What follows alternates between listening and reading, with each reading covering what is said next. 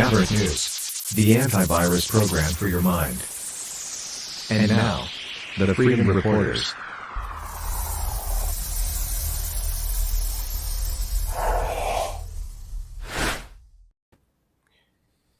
Good evening, everyone. I'm Rick Walker. You're watching the Maverick News Channel. We are the Freedom Reporters. And I am your co-host, Brendan Kennedy. It's great to be here. Happy Tuesday. How are you today, Rick?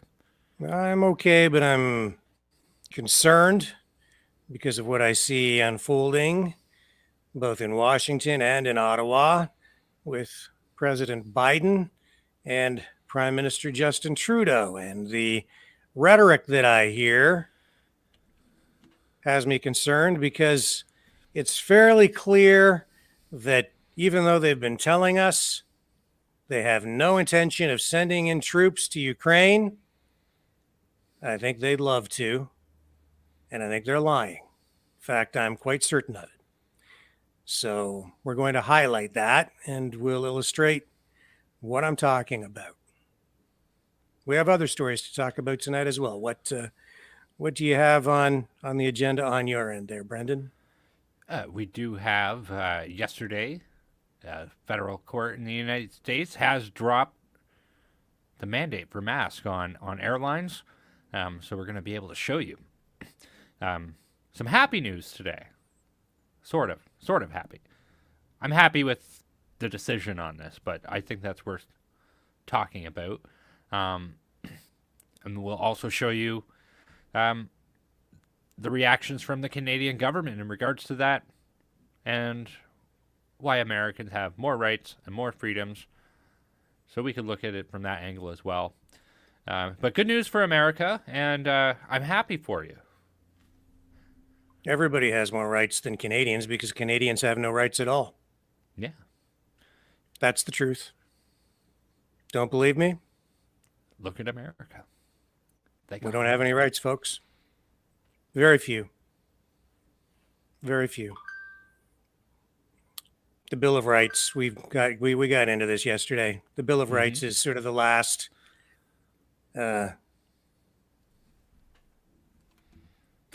standing document, and it doesn't have much in the way of teeth. So Canada's gone. USA isn't far behind. Nope. And now they want to send your young sons and daughters to Ukraine. Liars. Big fat liars. We're going to talk about that. Pat King facing more charges. That poor guy. They're so determined to make an example out of him, and he wasn't even not really one of the key organizers of the Ottawa Freedom Convoy. But man, they're treating him like he is a far right-wing terrorist.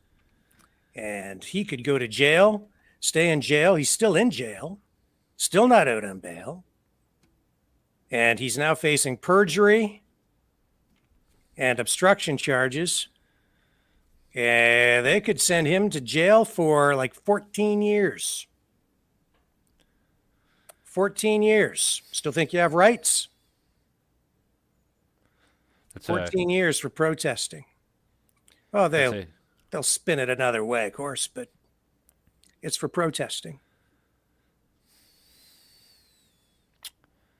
Liars. Poor guy, really. Like I feel bad for him. Like this is not. Nobody should have to go through that. And our government should be absolutely ashamed of themselves, as far as I'm concerned.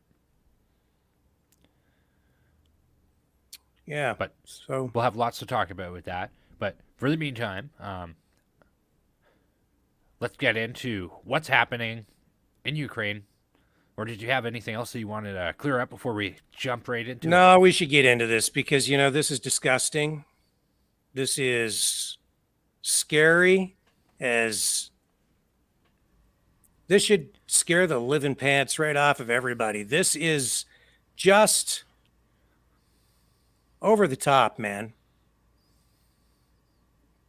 People are being so deceived, so manipulated. Consent for this aggression in Ukraine, this defense of democracy, is it's such a load of crap. And they are taking us down a path that is so incredibly dangerous. I'm sorry, you can disagree with me all you want. Yeah, that's fine. You go ahead. But we laid this out from the beginning. I said this from the beginning. This war never had to happen. This is because NATO countries, specifically the United States, with the backing of Canada and other NATO countries, they've been poking the bear.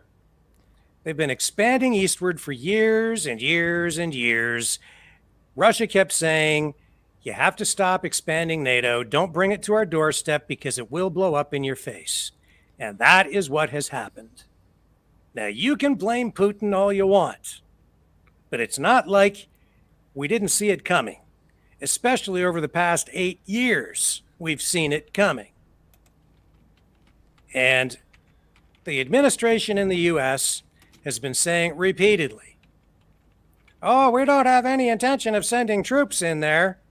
No, they're just engaging in the war by sending all kinds of armaments, all kinds of weaponry, all kinds of money to buy additional weaponry. You think we're not involved? We're directly involved. And you think they don't want to send troops in? You think they don't want regime change? Officially, they don't have a policy of regime change in Russia, except that they have a regime change policy in Russia. They do. Yeah, well, and just a quick interjection on that point there. When you look at, we have to judge a person by their actions and not by their words.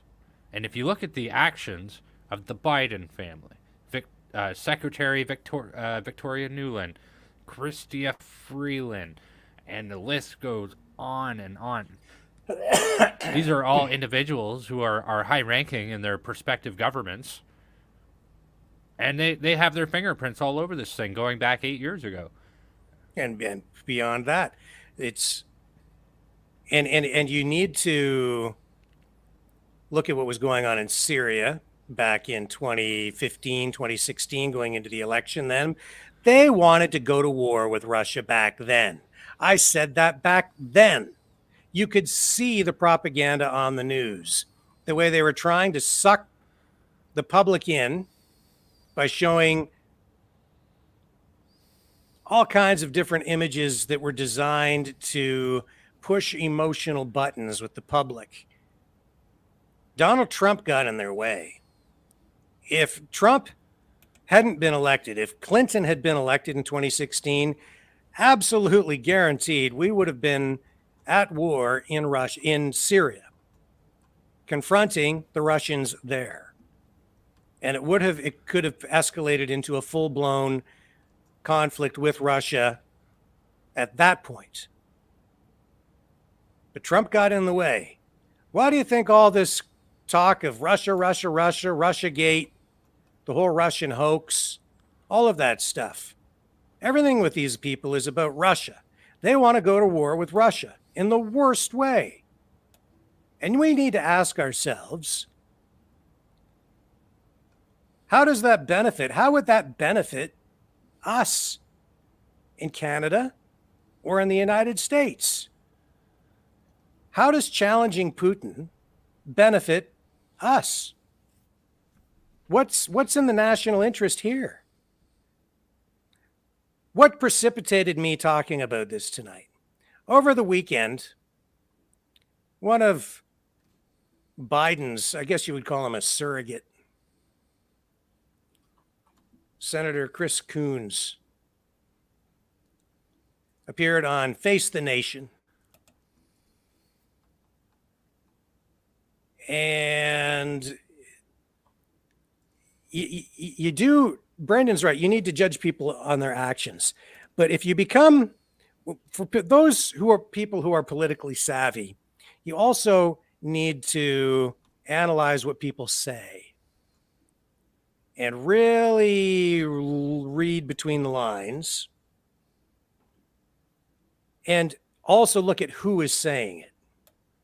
This isn't coming directly from Biden, and it's not coming from Jen Psaki, but this guy does, in a way, speak for the administration. And what they're doing here, what I'll illustrate through this clip that we're about to run, is they're floating what I would characterize as a trial balloon. They're testing the wars of water. They're gauging public reaction after about what he's saying here this past weekend. And they are gauging public opinion after this. They're trying to build public support with these kinds of statements to actually send in troops.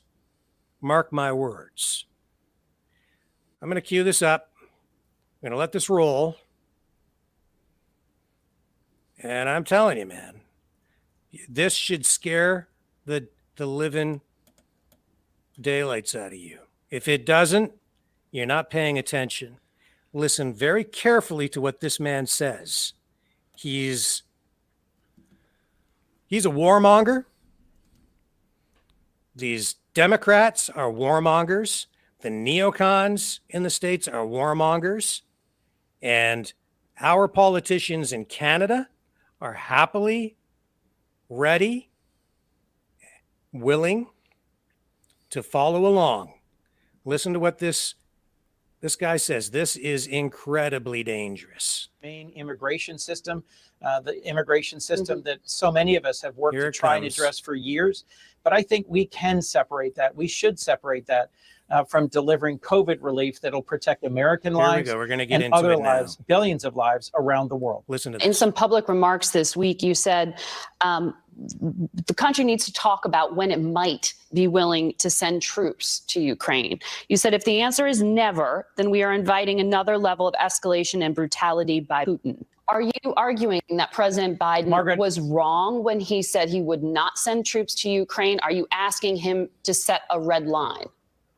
Margaret, I think those of us in Congress who have a critical role in setting foreign policy and in advising the president in terms of his decisions as commander in chief need to look clearly at the level of brutality. This is a moment of enormous challenge for all of us.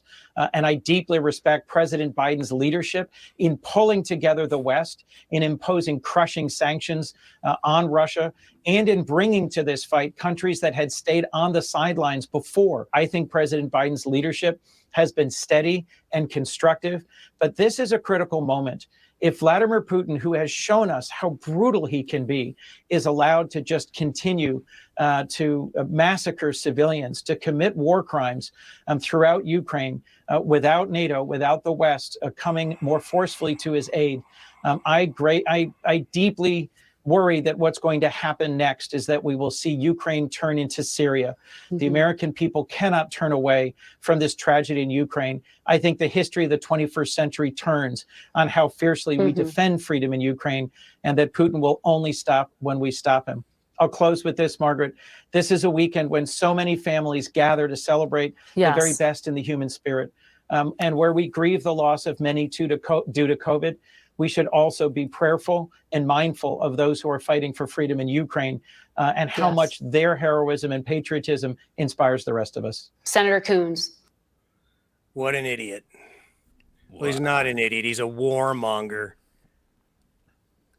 He's a warmonger. Oh, and on this Easter weekend, let's let's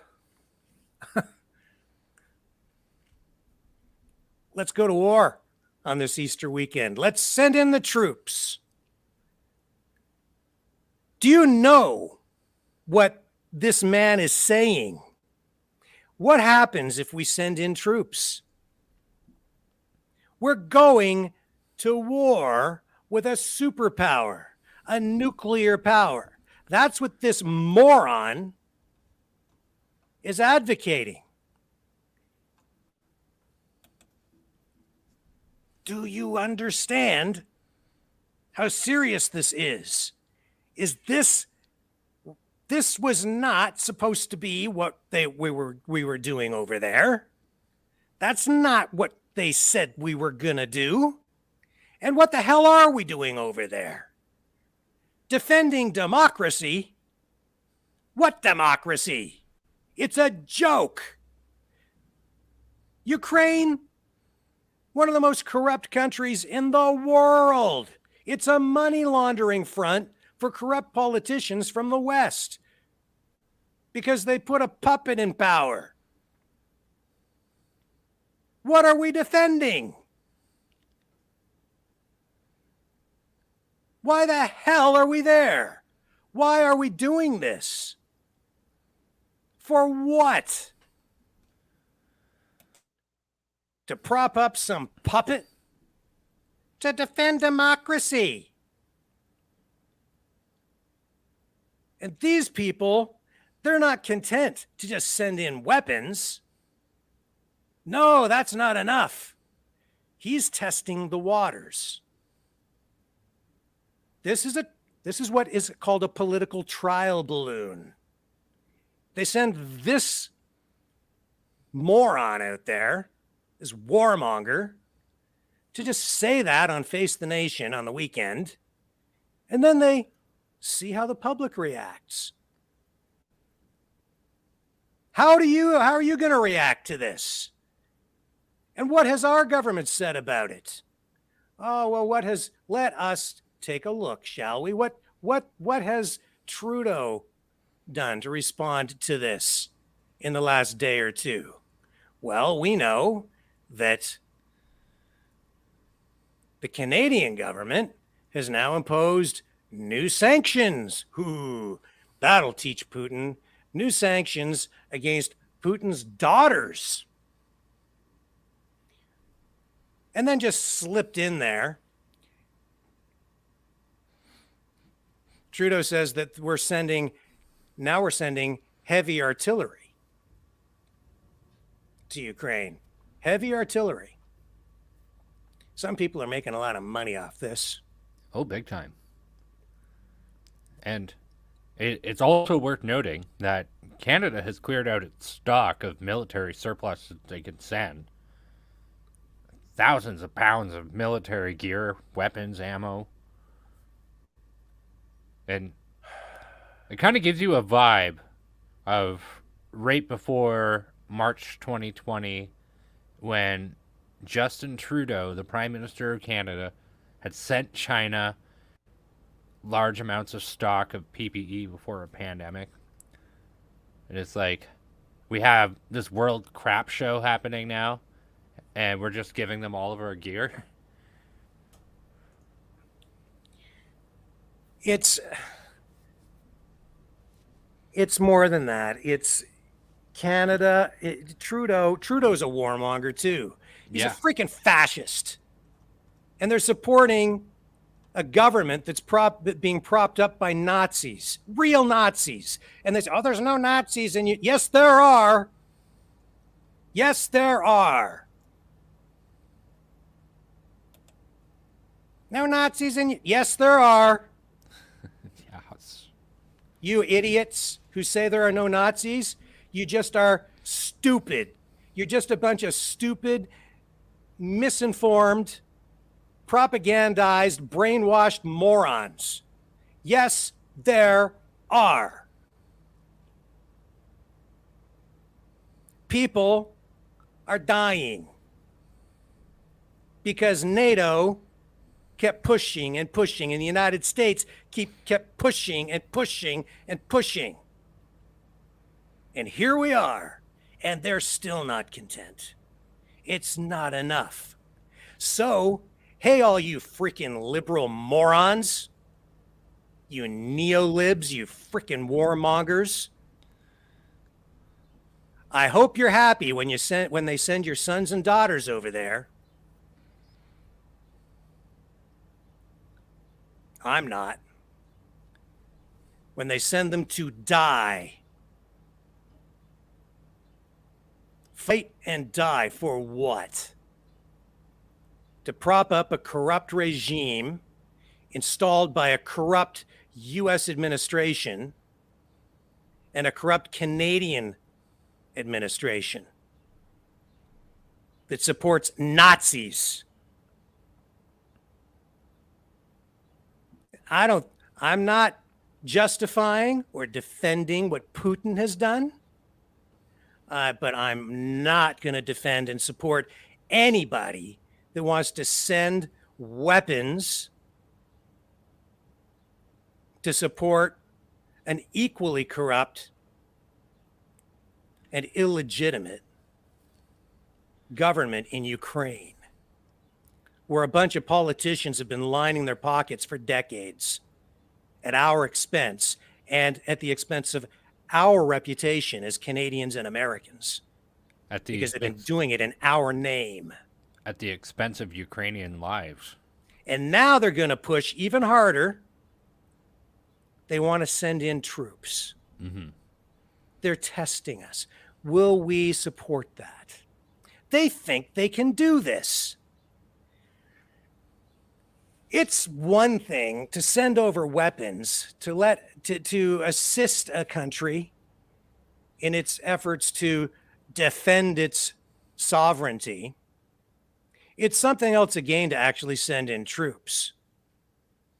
You send in Canadian and US and NATO troops into Ukraine, and you go toe-to-toe with the Russians in Ukraine, it's not going to stay in Ukraine.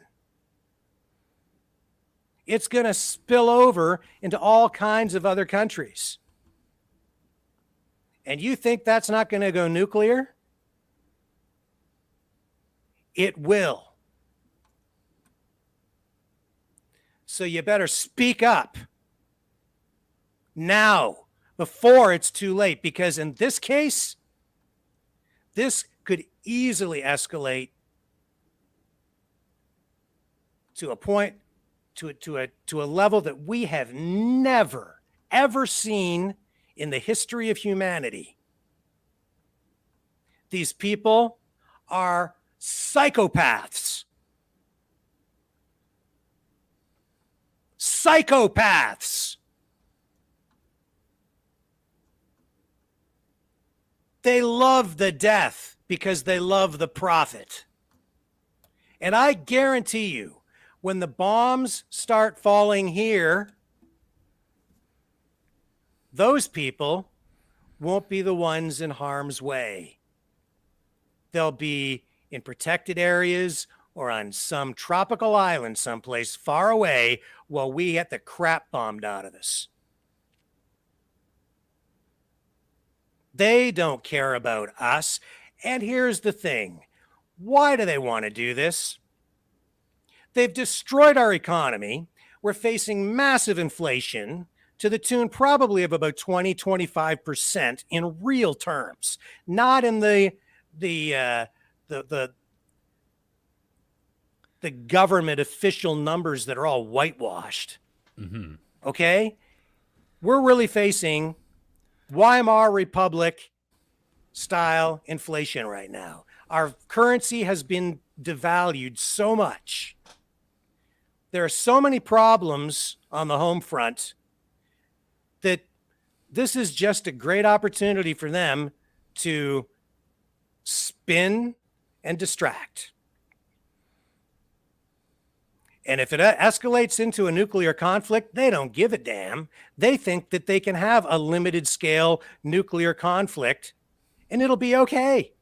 No, it won't.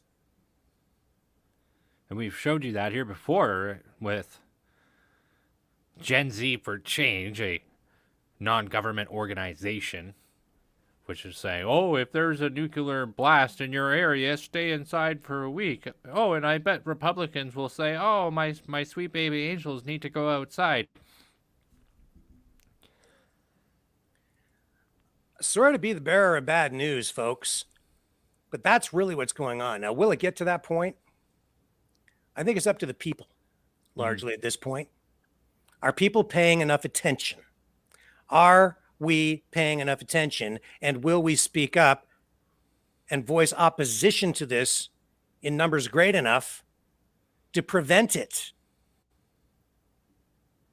Well, we're sounding the alarm here tonight. You can share this video out. You can express your displeasure and concern as well. That's the way to do it. Get the word out there. These psychopaths are beating the war drums. And they want to send in troops. They'd love to. They want regime change in Russia. If you're on the other side and you think that this is about defending democracy in Ukraine, we have to defend democracy because Putin, he's just going to keep on. He just is a big fat war criminal, and that's why he did this. He just woke up one day and decided he was just going to take over Ukraine, and he has to be stopped right there. The next thing you know, he'll be marching into Germany. I did have a conversation with somebody yesterday that echoed that exact sentiment. And when I was like, what about the Nazis? He was like, well, there's no Nazis in Ukraine. The president is Jewish. And I was like, oh.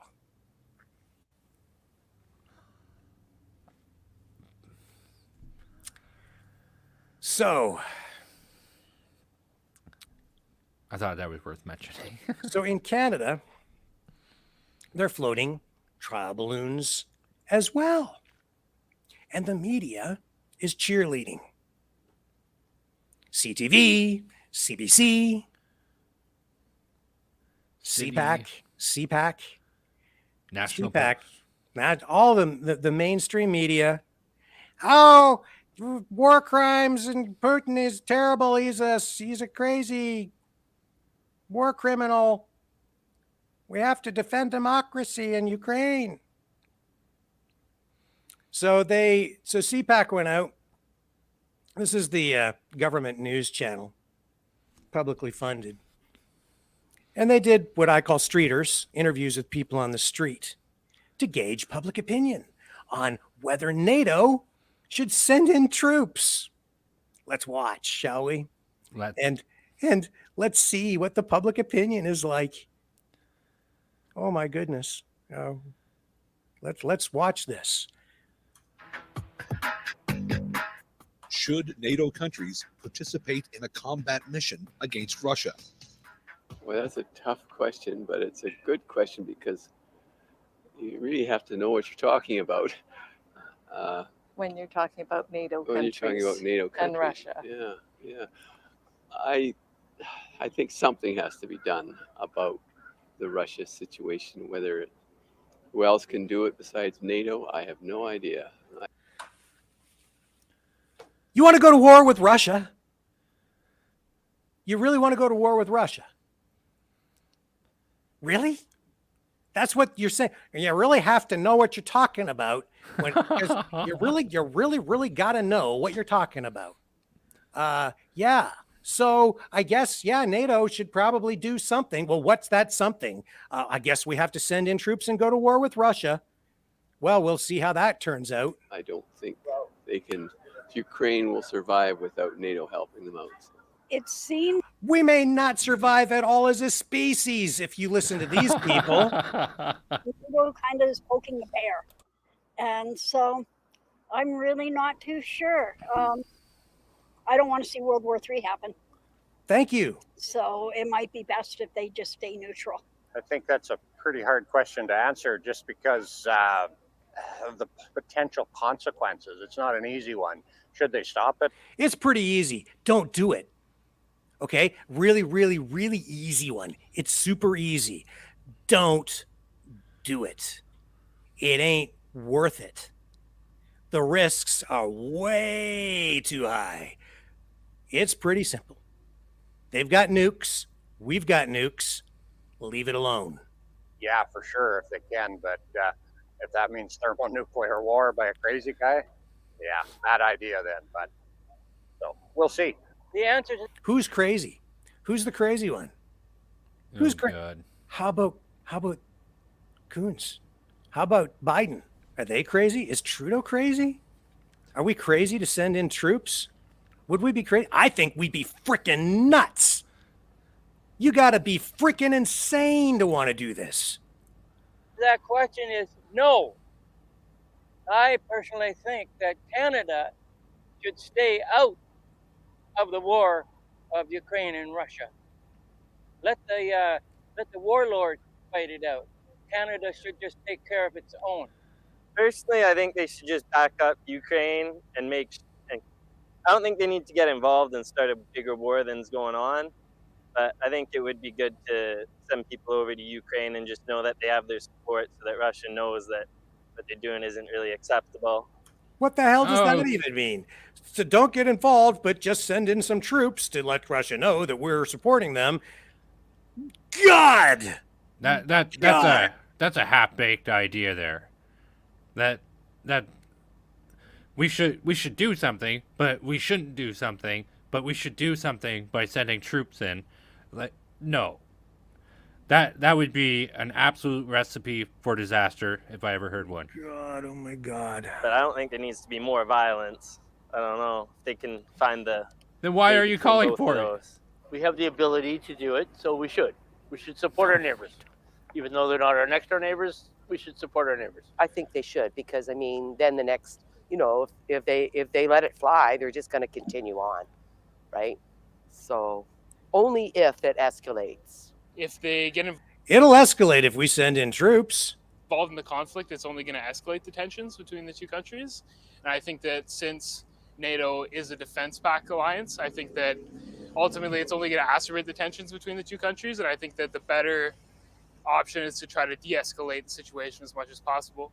And I know in the last few days and recent developments, there's been some talks of peace agreements between Ukraine and Russia, and hopefully that progresses without the intervention of NATO.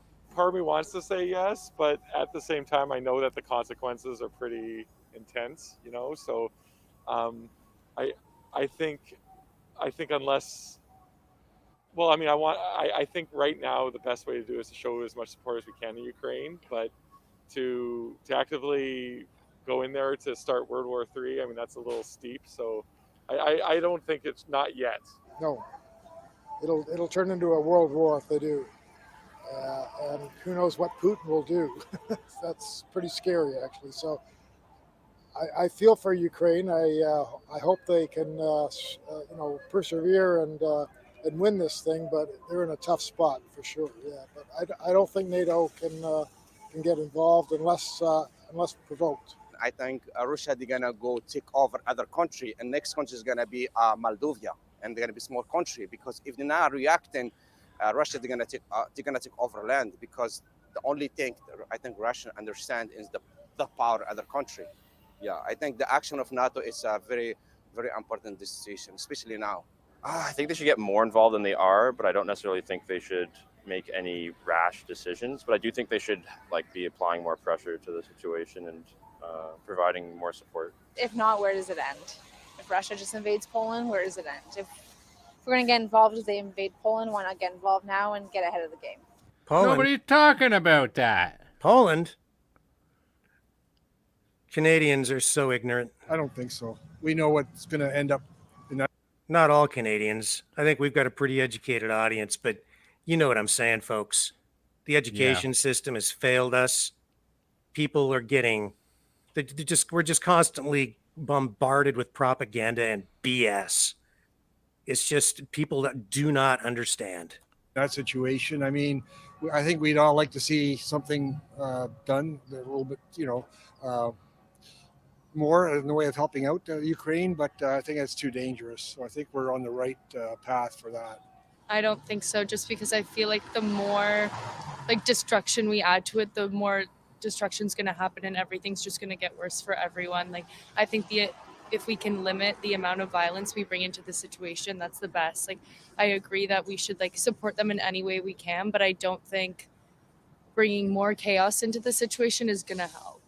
Oh, I don't know about an armed attack, but I do feel they're not doing enough, and so I'm not quite sure what that middle ground is, attacking Russia directly, but defending Ukraine is a sort of a thin edge of the wedge. I think if you limit your the Canadian forces within Ukraine and not specifically attacking Russia. I think if you frame it like that, I think, it's good. I think we should support Ukraine in every way we can. God help us all.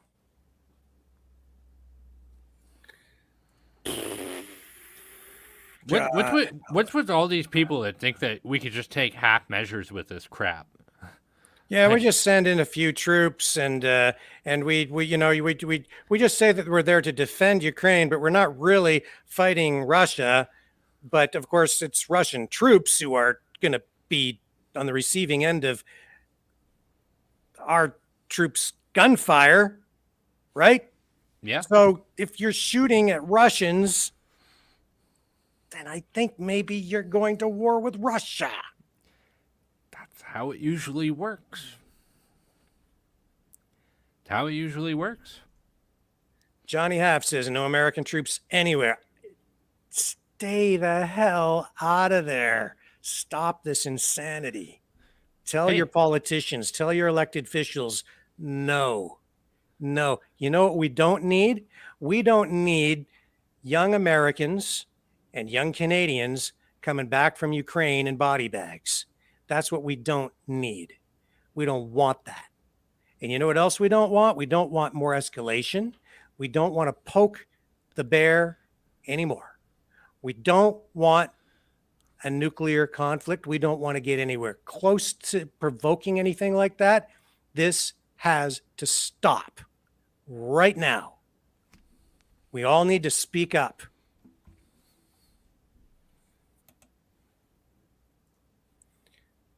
Lon Bowler 1972 says, you Canadians are asleep. Yes, Canadians are asleep.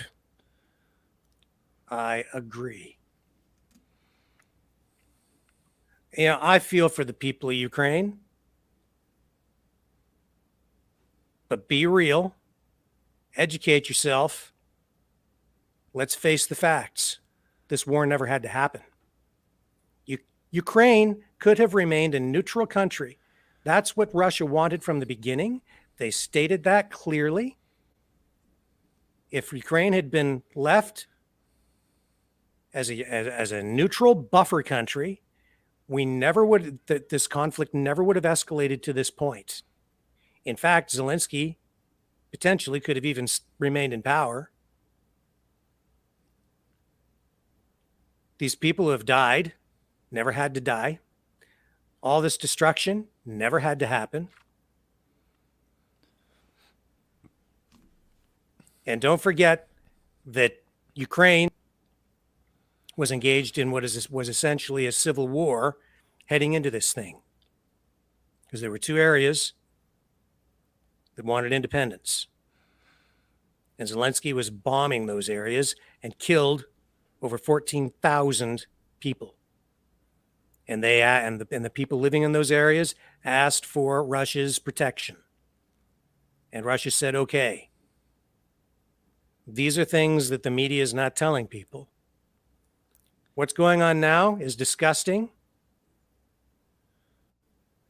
These neoliberals, these neocons, these warmongers, they've been wanting to go to war with Russia for a long time. I don't even get it. I see no benefit to our countries. There's no benefit to us as people. The only ones who will benefit are members of the military-industrial complex, the same characters who get rich every time we go to war someplace. Yeah, and I mean, we've been here before.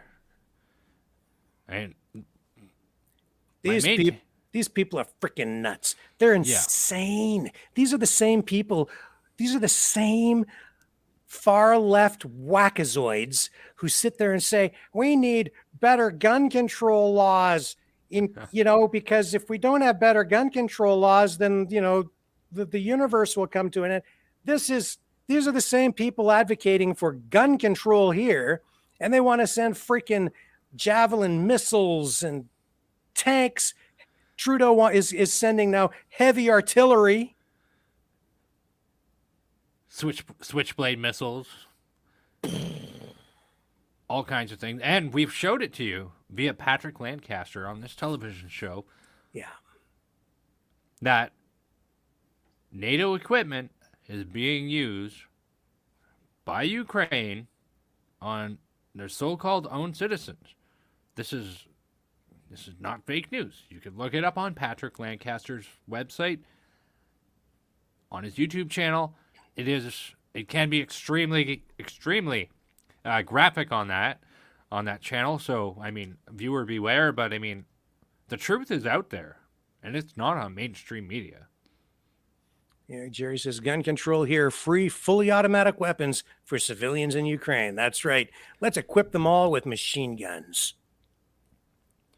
Great idea. And we've already seen that some of those weapons have been falling into the hands of organized crime. Mm-hmm. Robert Starr says Ontario Liberals are going to take handguns if they win in the fall. Miss Jensky says, Rick Walker, I do get it. The West want Russia crushed to accelerate their New World Order plan. Yes. Yes, you're right. As I've said before, and I agree with you, they view Russia, these New World Order organizers, for lack of a better word, the globalists, they view Russia as sort of the major stumbling block because Putin is a nationalist, not a globalist. And even since World War II, these globalists have had their sights set on Russia. So when they're telling you that they don't want regime change in Russia, they're just flat out lying. And you can see that with this escalation, with this trial balloon that was floated on the weekend, and the response that we're seeing from NATO countries, including Canada, where now we're sending heavy artillery. Yeah. Just mentioned it in passing. The Prime Minister did. Oh yeah, we'll send that out there. It's no problem. They could, yeah. It's just like Canada Day there, but with bigger fireworks. Peter says if they told the truth, they probably wouldn't report it anyway. You're probably right. You are probably right. Needless to say, folks, I'm scared. Still scared. I've been scared. I think we all need to be scared. Very, very afraid. We need to keep our eye on this for sure. And as always, we'll be continuing to follow it for sure. Yeah, Rachel says the news here is always legit. We try to keep it real and honest. You know, and don't get me wrong either. I will support humanitarian aid for Ukraine and for Ukrainian citizens. I'll support it for Russians. I'll support it for anybody who is in need of help. I'll support that. I'll support some of the people we know are over in Ukraine right now, and they're there to try and help orphans. I'll support that. But you know what I'm not into? Sending weapons. And I'm not into lies. I'm not into a bunch of propaganda to manipulate public opinion so that politicians feel that they have a mandate to send in troops or escalate violence over there when we know how corrupt some of these politicians are. I can't help but feel, and I'm pretty darn confident, that many of these politicians are acting in their own self-interest. They're selfish and they're corrupt. And they don't care if your sons and daughters die. No, they don't. We need to be ever mindful of that. And it hasn't been that long since total failure in the with everything that had happened in the Middle East back in 2002 between Afghanistan and Iraq, and then you have the other engagements as well. It's like they think we forget about that. But, I mean, I haven't forgotten.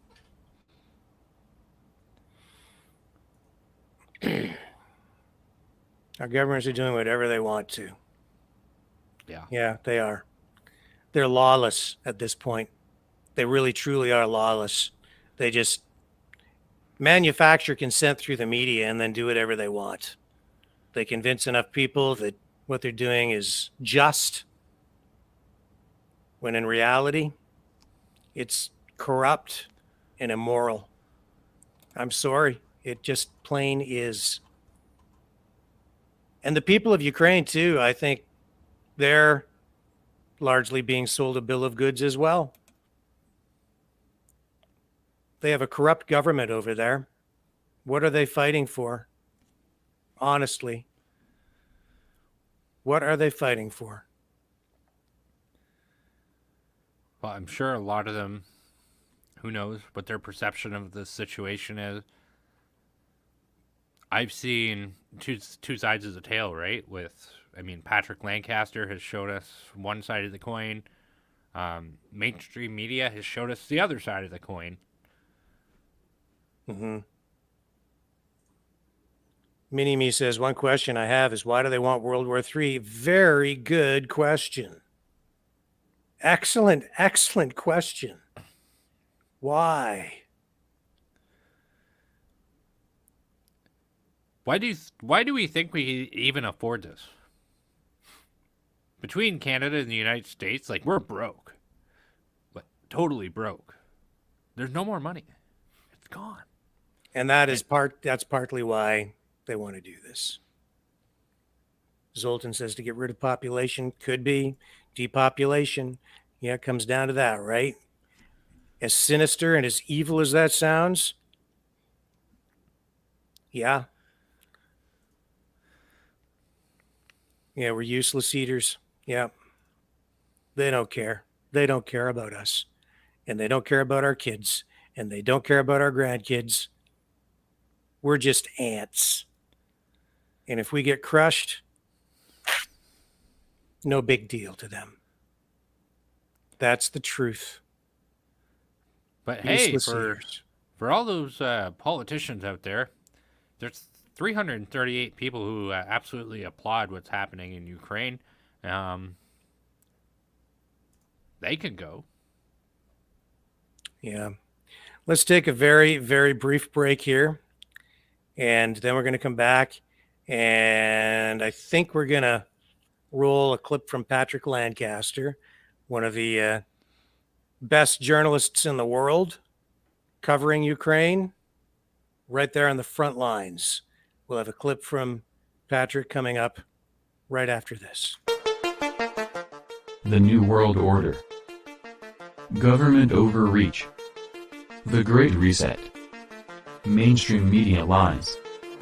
Now more than ever, independent voices are needed. Donate now at freedomreporters.com. That's freedomreporters.com. Maverick News. The antivirus program for your mind.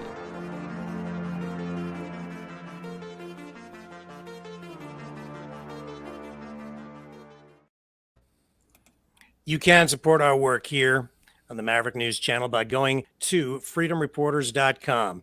We do need your help. If you can donate, if you're in a position to do that, even a small donation helps immensely as we expand this news channel out. We're setting up a new streaming system that will allow us to stream to more channels. I was working on that earlier today. There's still some setup that has to be done, but that will allow us to get our message out every night to a wider audience. So we have new software that we're putting in place for that. We're expanding out onto some additional platforms. There are costs associated with that. If you can support our work and help us cover our expenses here, we'd greatly, greatly appreciate it. We really do need your help. It's just that simple. It takes money to do the things that we need to do here. Not all of these platforms are free. Bandwidth is costing us money. There's just more to it than meets the eye. So freedomreporters.com is where you can go to donate, to support our work, to support our free speech initiatives, and our work as an independent journalist operation. And Brendan can explain another way you can support us as well. You can also hit the like button and the subscribe button and the bell for notifications, and be sure to share this with your friends. As Rick stated, we are expanding out, and we're working on bringing you guests that will be able to bring a interesting perspective that you're not going to get from the mainstream media. So we're going to be having a lot of interesting things coming up in the very near future, and we can't wait to be able to announce those things. So definitely, if you can help us, freedomreporters.com, the link in the description down below this video. We really do appreciate your help and the help that we have received from you. Thank you so much. And I know from what you were saying earlier today, Brendan was reaching out and setting up some interviews with some pretty high profile people. So we do have some very cool people coming up as guests on the program. People that I'm sure you will find of high value in the days and weeks ahead. So we don't want to prematurely announce any of these things until we get 100% confirmation on the names. But yeah, people of national and even international stature. So the channel is growing in popularity. The subscription base is growing, and we're getting bigger names on here every week. So we're grateful for that as well, because that's happening because of you guys, because of our audience. We get more subscribers. The audience grows each night. We get better guests on. But as I say, if you can, support our work by going to freedomreporters.com. We need that support to continue doing the work that we're doing. And Brendan did some great work today, lining up some pretty cool names. So we'll have more to say about that in the very near future. In the next probably, I would think, day or two, I think we'll be able to confirm a few of these pretty cool guests. Absolutely. So stay tuned. And we can't wait to bring you more of these stories, just like we have already been able to bring you some very cool names.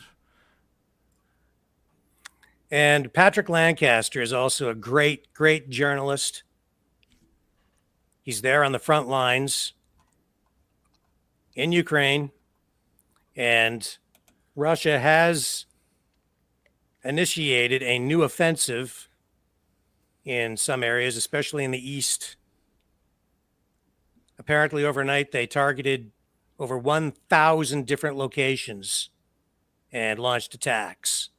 And Patrick Lancaster has been there over the past day, documenting a lot of this. And I want to roll this short clip from Patrick Lancaster now, because he absolutely deserves recognition and support as well. So let's see what Patrick has to say from Ukraine and Mariupol. Not far from the sea itself, in the western part of the city, we can hear active battle. Behind me, this apartment building was hit. Right now, we're in DPR and Russian-controlled territory. So this home was hit from incoming shelling from areas that are still controlled by the Azov. But there's active battle going on back and forth. So we're showing exactly all we can here on the ground. We see some civilians up the way. We're going to have a talk with them.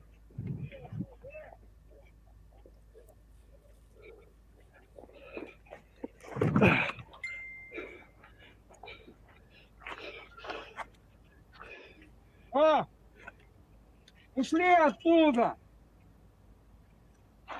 Ушли!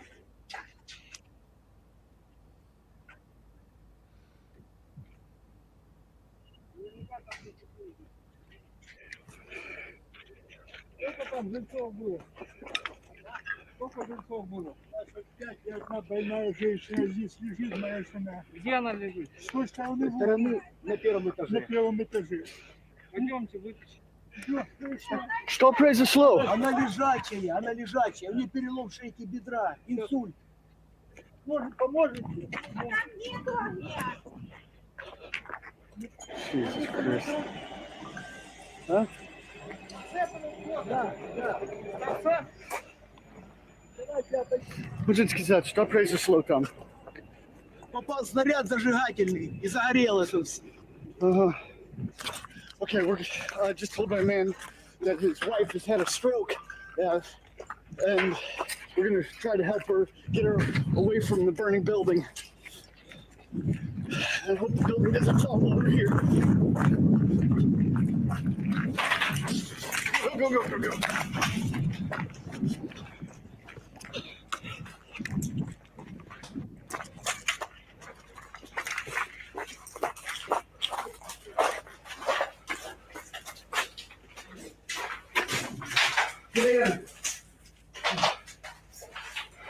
This building is on fire right now. We've got to get her out.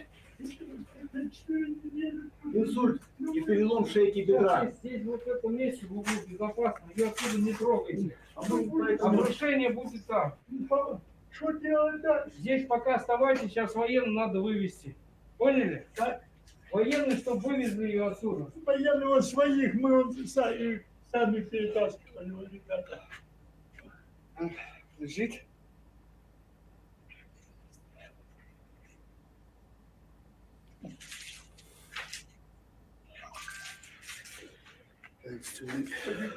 Бабушка. Она практически в вегетативном состоянии.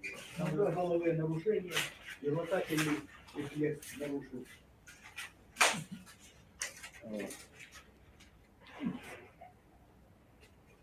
Томочка, это...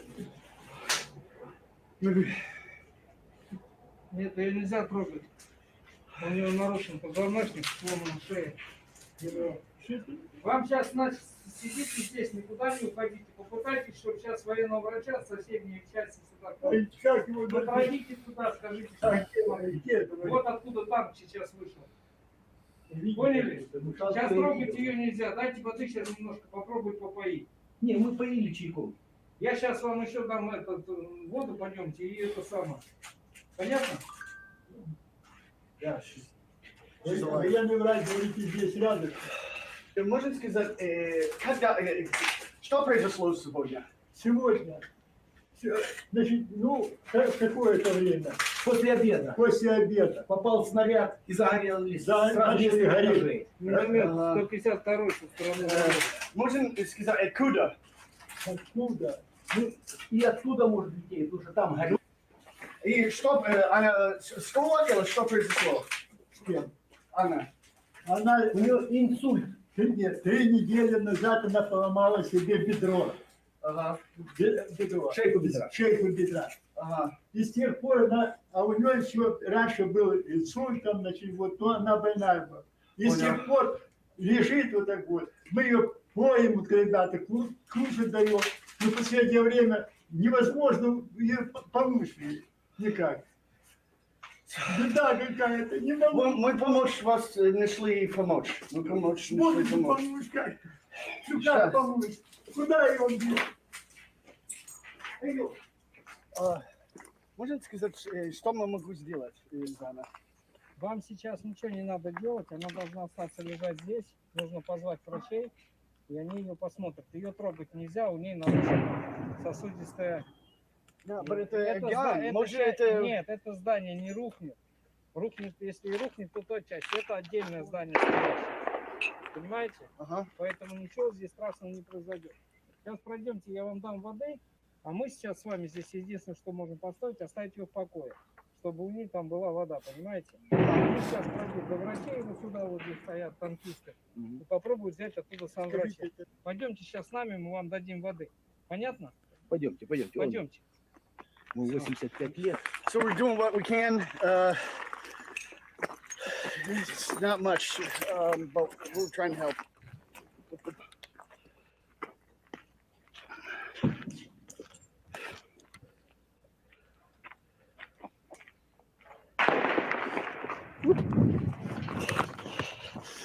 and we can hear snipers firing right now. Not sure if it's where, into who, or what. Можете сказать адреса? Адреса какой? Адрес? Да. Чиванжи 2. Это дом из 21 квартиры. Это хороший элитный дом. И вот...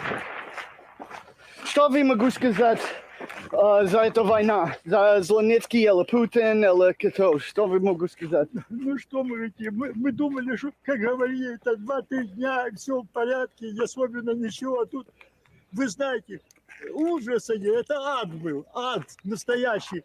20 дней сначала обстрелы, бомбы, которые выводили, дом рушился, трещал каждую минуту, все больше, одни трещины. Потом, ну что можно сказать, потом прекратились обстрел, началась пулеметная между российскими и украинскими. Ага. Вот это еще опаснее. Выходить опасно.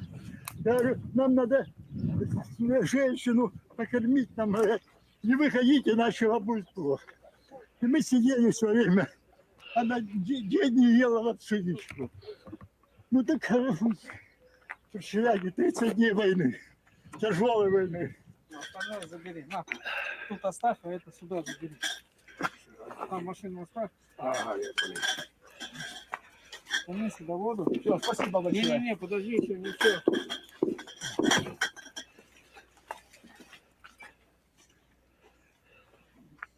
The soldier we're with is a representative of the Russian army who has been giving humanitarian aid and things and helping people evacuate. We've done a few stories with him so far, but this is a shock. We did not expect this at all. We're going to continue to show you everything here in Mariupol and other cities where there's battle going on. Just bring all the truth, all the facts that no one else will show you. And make sure you check out Max Clark's YouTube channel and his amazing photos and history in the making that he's making as well. There's not many foreign journalists here, but we're trying to do our best to show what's really happening. Please like this video, share across all social media, and remember, I'm an independent crowdfunded journalist. You can support my work with the link on the screen or in the description. And we just hope that that woman gets better. And now we're going to try to help the husband find a doctor, but then we're going to be off to the next report. So we're off. Patrick Lancaster, one of the few independent voices on the front lines in Ukraine. And yes, we support Patrick. And that's what we're doing here. We're sharing his work and the information he is providing. He is another true independent voice. His voice right now is vital. He is a link to, I think, a more accurate version of the truth than we're getting from the mainstream media for sure. What we saw there was somewhat edited, but it didn't appear to be terribly edited. No, it didn't. It didn't appear to be that way at all. It was more about turning the camera off at certain points and then just resuming as they move from one location to another. His reports are generally like that. For the most part, I think his information is fairly raw. In that way, it is very truthful. You could see it right in his eye. Like, if you look into his eyes, he looks stressed out in ways that you couldn't even imagine. He is putting himself through hell to bring the truth. And I think this is something that he's going to have to live with for the rest of his life. And that The he's truth is, paid a reporters creating these reports for the mainstream media, Mhm. many of them aren't, most of them aren't even really there. They are in neighboring countries. In some cases, they're just in studios in New York or Toronto or Vancouver or Los Angeles. They're just doing reports from studio settings with voiceovers. Then they go outside onto a balcony someplace. People assume that these reporters are actually on location. Often that's not the case at all. That wasn't even the case during the Gulf War. If you go back and look at those reports with reporters from, say, CTV, my former employer, where are the reporters? Oh, they were in Qatar. Were they in Iraq? No, they were in Qatar. They were in Qatar. I'm sorry, I don't follow. And Where's Cotter? it's not in Iraq. You look it up. It's not in Iraq. It's in a neighboring country, in a luxury hotel. That's where they're reporting from the safety of their luxury hotel. Now, CNN will send sometimes reporters over, and yeah, they'll be there with bombs going off behind them. Yes, that's true, but not always. Not always. Patrick Lancaster is right there. He's putting it on. He's putting it on the line every day. Every single day. And every all you- single day. All you have to do is take a look at the face. Like, look at the difference between how Patrick Lancaster looks and some of these other journalists look. You see the fear in his eyes? That's Yeah. genuine fear. And I totally get it. He could be shot at any moment. He could have a shell fall and kill him right at any moment. He's right there on the front lines, folks. War zone. Yeah. You know, Yeah. Thank God for people like him and bringing the truth. And one of the biggest takeaways is we're always hearing stories about how Russia's going in there and they're slaughtering citizens or something or other, committing war crimes against Ukrainian citizens. Is that the picture that was painted there? That this lone Russian soldier is running through a war zone trying to help people? Help them evacuate, help connect them with services, help get them out of there. That was one of the biggest takeaways for me on this, is it paints a different story. It paints one that's way different than the media tries to portray to us. Mm-hmm. That guy didn't have to care about that man and his wife. He didn't have to care. Why did he have to? He did it though, and that was the right thing to do, and I applaud that. And just for reference, if people want to know where Cotter is, it's right here. Holy smokes! So you have Cotter, Saudi Arabia. That's Qatar, isn't it? Yeah, Isn't it Qatar. Qatar. Kuwait, and then Iraq is over here. So during the Iraq War, a lot of journalists stationed in Qatar, or Qatar, if you want to pronounce it that way, I'd call it Qatar.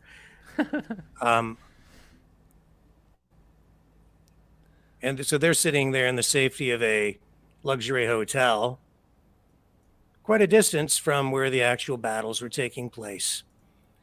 And I kind of get it. That's because often their bosses, the news directors, don't want to put those reporters in harm's way. So they're pulling feeds from news organizations like Al Jazeera and then formulating reports around that. But it's a little bit misleading because they make it look like they're in the thick of things, when in reality they're nowhere near the action. Do you think they don't lie about it, but they know that the average Canadian or American is not aware of the geography. So that's the way it works. Do you think that's why, perhaps in the beginning, we had seen some misleading footage or reused footage from different conflicts that the mainstream media was circulating? You're asking me if that's why we were... Is that a possibility of why we were seeing the mainstream media taking footage from, let's say, something that happened in Syria, and then they were like, oh, this is what's happening in Ukraine? I'm not sure, Brendan. I don't know what their motivations are sometimes. I think sometimes it's just laziness. Mm-hmm. It's pulling stock footage. It's often people working in newsrooms who don't have proper education, don't really know what they're doing. It can be a video editor who goes into the stock file archives, pulls footage. They think it's one thing when it's not, it's something else. It can be a mistake like that. Sometimes it's just outright misleading. They do it on purpose to mislead people. The reporters often will do that because it's footage that looks like what they want it to look like. So they use it to illustrate in a cliched way whatever it is they want to talk about. And they don't care if it's factually accurate, and they don't really pay enough attention to the ethics behind it. Mm-hmm. So they get caught sometimes doing that. And often they just don't care. And I don't think the news directors, the senior editorial people, often don't care enough either, and actually reward the behavior as long as the stories come off properly and nobody gets in trouble. I think that's one of the best examples of what you're talking about there is whenever they talk about climate change, they always have a stock footage of a polar bear swimming in the ocean. Like, oh, this polar bear has no more ice. That's something we see every time. Yeah, and we see that with war. Mm-hmm. When they're, especially in the early stages, when they don't have war footage to use, they go grab war footage and they use whatever they have at their disposal. But it's often misleading, but they don't care. They're just trying to get a job done that day and move on to the next story. Keep in mind, too, that a lot of these mainstream journalists are under a lot of pressure, and they have quotas. They have to produce so many stories a day. And anyway, we should move on. That's enough of that.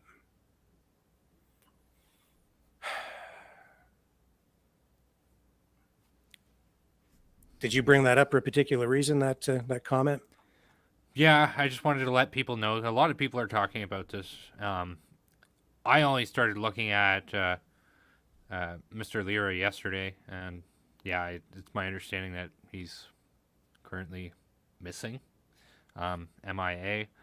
But that's all I know at this point. Can you please fill in the background on what we're talking about?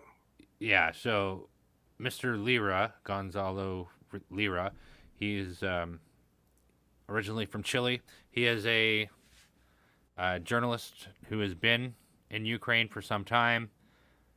He did put out messages like a couple of weeks ago saying, if you do not hear from me once every 12 hours, something bad's happened to me. That was like 4 days ago, 5 days ago.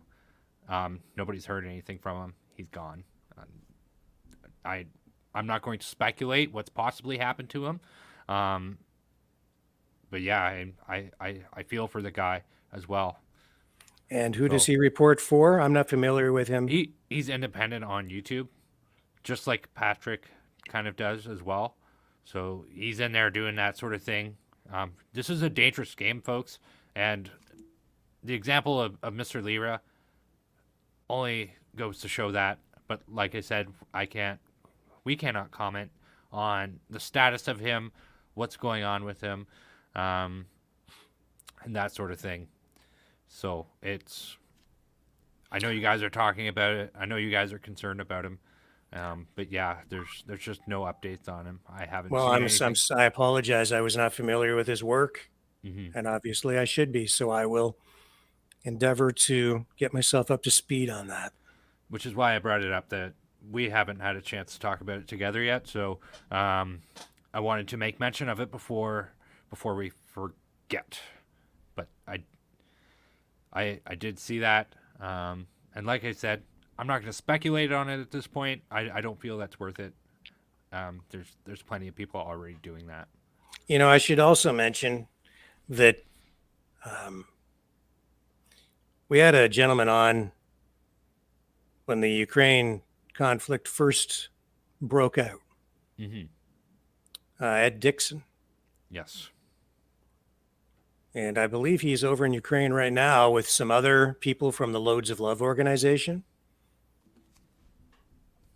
And so I think we should all pray for them to keep them safe. I'm not exactly sure what they're doing over there. I do know that they are getting very close to the front lines, and I'm really worried about them. I haven't spoken to them. I don't know exactly what their situation is. I sure hope they come home safe. I know that they have that orphanage over there. So I'm assuming they're over there trying to do their humanitarian missionary work and doing what they can to help with the efforts to keep the orphans safe. Yes. So I just hope that they are okay. Yes, they do provide humanitarian aid in Ukraine, and they have been working with orphanages, with various social programs to help bring people food. They're involved in a lot of stuff. Ed Dixon, we've had him on the show before. He's a very kind and gentle soul. It was very good to get his perspective on a lot of different things. But yeah, definitely say a prayer for him. This isn't what he wants either, right? So I don't think anybody wants a war over there. No. Well, no, that's not true. There are some people who do. The psychopaths. Yeah. And we may not agree with everything that's other people, the perspectives on how this happened or why it's happened. Maybe we don't even share perspectives with some people on how we should be responding. But one thing I think we can all agree on is we want the conflict to come to an end. We want peace. We want the orphans to be safe. We want these people trying to do humanitarian work to come home safely. We want the people of Ukraine to be safe. We just want this violence and insanity to end. We want it to end. Yes, that's the number one thing. And we don't want our children to be going to some war so that they can be used as pawns in a political chess set. We just can't let this thing continue to escalate. Just can't let it escalate. Yeah, CNN does. Yeah, they want a war. They always want war. They wanted war in Iraq. They want war in Afghanistan. They want war everywhere. They love it. War in Libya. Yeah. So, what else do we have to talk about tonight? Well, we're going to take a brief break. We'll come back. Maybe we'll talk about Pat King. Sounds like a plan. All right, folks. We'll be right back after this brief message. The New World Order. Government overreach. The Great Reset. Mainstream media lies. Now more than ever, independent voices are needed. Donate now at freedomreporters.com.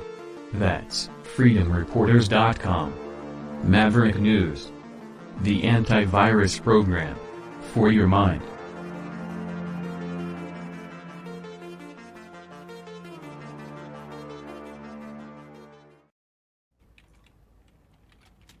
And you can support our work by going to freedomreporters.com. We do need your help.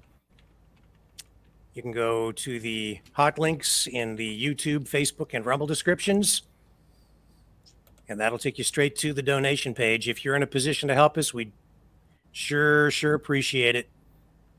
We need the assistance, folks. And we are trying to support other independent journalists out there like Patrick Lancaster and even other journalists, some of whom have been on this program. Independent voices, trying to support free speech in the face of new pending censorship legislation coming down from the federal government in Canada and efforts to silence independent voices in the U.S. as well. And we talked about Alex Jones and the lawfare that he's enduring on the U.S. side of the border. There's a lot of work to be done and a lot we have to do to insulate ourselves and protect ourselves as we head into the coming months, because the censorship legislation, the new rules about who's allowed to be a journalist in Canada will soon be coming into effect. So help us prepare by donating at freedomreporters.com. freedomreporters.com. And Brendan will tell you the other way you can support our work here. You can be sure to smash that like button, hit the subscribe button. Make sure you're subscribed. That's a huge important thing. By subscribing, you're going to help us expand and get bigger and better guests on consistently. Not that we haven't been able to get some pretty impressive people to come on and share some interesting insights with you. And you can also make sure that you share our content. You could invite people to come and join us on the stream. We stream just about almost every night, but definitely for sure 5 days a week, 6 p.m. to 9 p.m. We're here. We're bringing different discussions than mainstream media wants you to hear. So you are all welcome. And for anybody who has supported us in the past, we greatly appreciate that. Thank you so much. And we have been on consistently every night for at least until recently, but 5 months. We've only not been on, I think, a total of 3 evenings. Every other night, we've been right here, 6 p.m. Eastern Standard Time until at least 9 p.m. Eastern Standard Time, just about every single night, except for 3 nights. And those nights were devoted to making upgrades to the systems here. And that's what I was working on earlier today with the new streaming system, which we will soon be putting into place, which honestly, for you folks at home, you won't notice any difference in that regard. You might see some differences in the graphics and things that we're using. There might be improvements there, but it's really a system that will simply allow us to get out onto more platforms. So if you're watching us on YouTube, you'll continue to watch us on YouTube. If you're on Rumble, you'll continue to be able to watch us on Rumble. And we encourage everyone to get over to Rumble and watch us over there on our Rumble channel, because we're trying to get off these censorship platforms like Facebook and YouTube and rely on them less. That's also why we're setting up an independent server, an independent website where our videos, our live streams will be carried, so that if we ever do get kicked off these censorship platforms, we still have a home and a way for everyone to still communicate with us and engage. And that's what it's all about. It isn't about us. It's about giving you a chance to engage and making sure that everyone has a voice as part of this, as part of the Maverick family that we've created. And we're so grateful to have everyone along for the ride with us. It's been pretty cool, actually, to see this whole thing grow 100% so quickly. Yeah. I mean, and we're getting thousands of viewers every month. I think we started in February, didn't we? Yeah, it was right around the time of the convoy. in Ottawa. So I mean, it's As- been 2 months, few months now, and what a ride! I got to tell you guys, this has been absolutely incredible. I'm so glad to be a part of this Maverick family that me and Rick have kind of speared off with, and I'm glad to have you too, my friend. It's very good to have you. I guess you're over there because it's good to have you too. And damn, good feelings all around. So yeah, and this was a news channel that I started after leaving CTV in the early days of YouTube. It didn't really get the traction that I needed it to get at the time, but it's because it was the early days of YouTube. And at the time, I was still learning about the platform and learning about the medium, as everyone was at that time.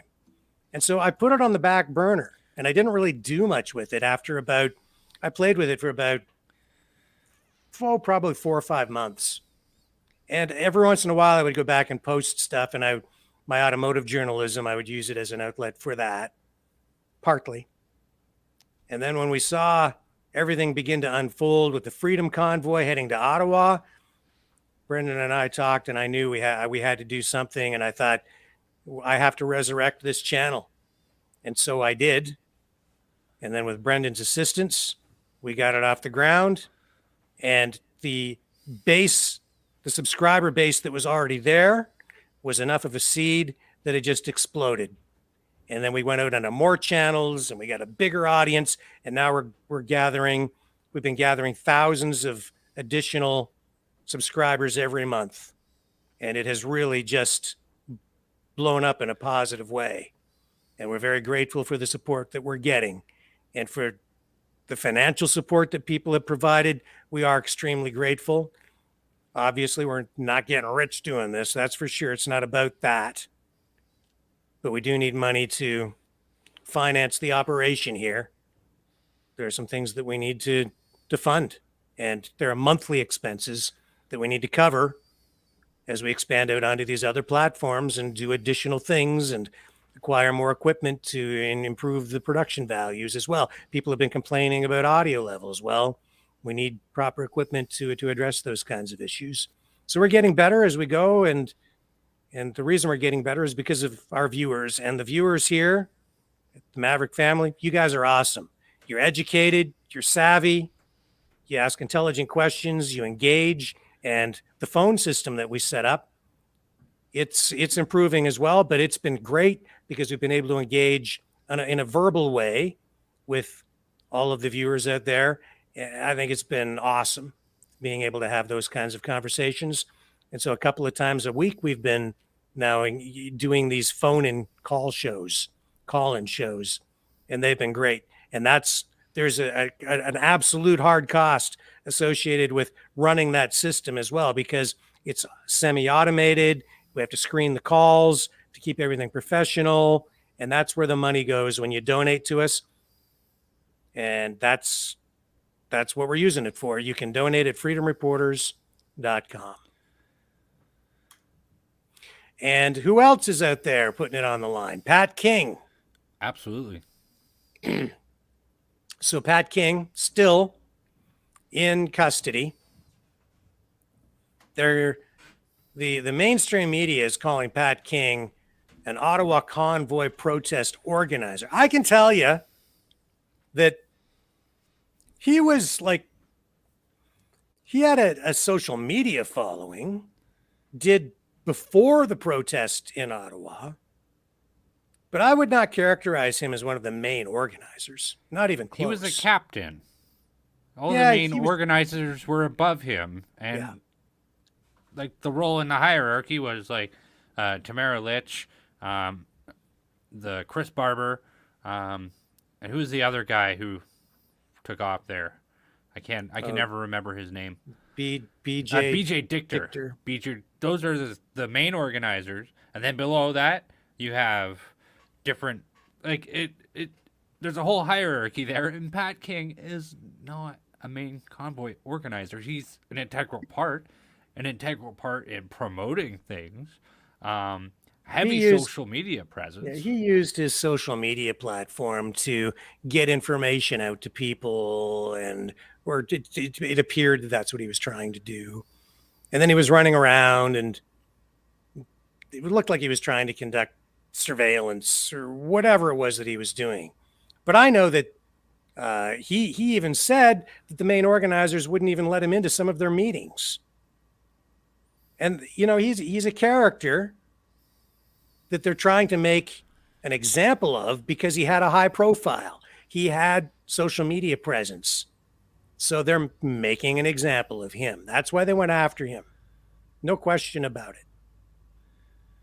So he was denied bail back in February. He's switched lawyers. He's had a real rough time, and he's still in custody. And now the Crown has laid additional charges. They've laid 3 additional counts of perjury and 3 counts of obstruction of justice. Now, we have to be careful what we say, and we can't say too much because there is a publication ban in place. So all we can tell you is that those charges were laid. We're not allowed to talk about the circumstances or the details surrounding the charges beyond that.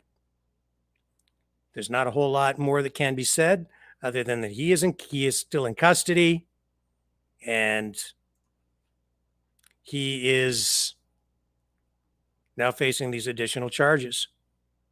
It's pretty serious stuff because perjury carries a very, very heavy penalty in Canada. But the onus is on the Crown to show that he intentionally lied with the intent of misleading the court. So we'll see if the Crown is able to do that. That's a fairly high standard to meet. But if they are able to do that, and if he is convicted, Pat King could be facing as much as, I believe, 14 years in prison, just on the perjury charges alone. That's pretty serious stuff.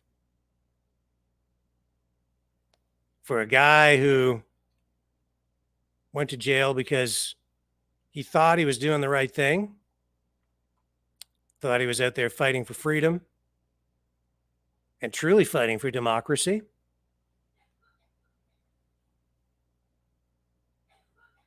And the state is making an example of him. What is the message that they're sending to people out there? Don't even think about it. If you're thinking of protesting, don't. That's what they want to tell you. Don't oppose Justin Trudeau. Don't oppose the state. If you do, you'll pay a heavy price. That's the message they're sending. It scares me because I'm not sure that, well, I am sure, the level of punishment doesn't fit the crime in my view. We all know what the truth is, and that protest was entirely peaceful till the cops showed up en masse in riot gear and started to beat people. Beat people. Assault people. Peaceful people.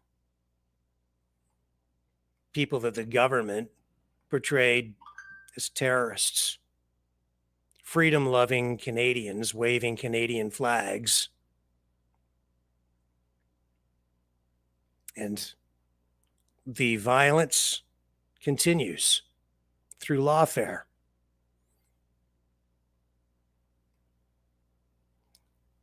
Tamara Litch is out on bail. And she has a high-profile lawyer now, too. She's switched attorneys.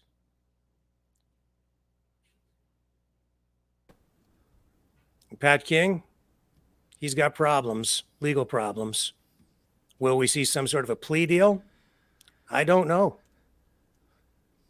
But I do know that Pat King is facing a big uphill battle. That's 100%. I don't think we're going to see a plea deal out of this. It's very clear that the Crown is going to push hard. And when I'm watching the mainstream media talk about this, it's disgusting. Because even now, the analysts that I see on CTV, on CBC, through the mainstream newspapers, they're still portraying this whole thing in Ottawa as being some far right, radical, terrorist, misogynistic, racist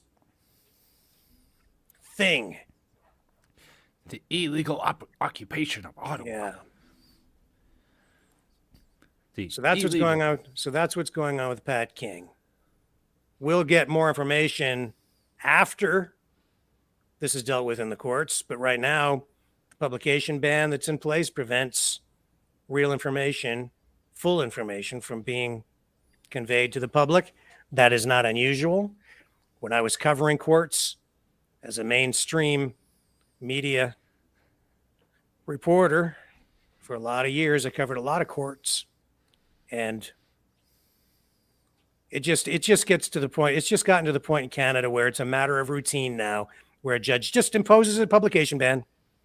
You talk about cameras in courts for transparency.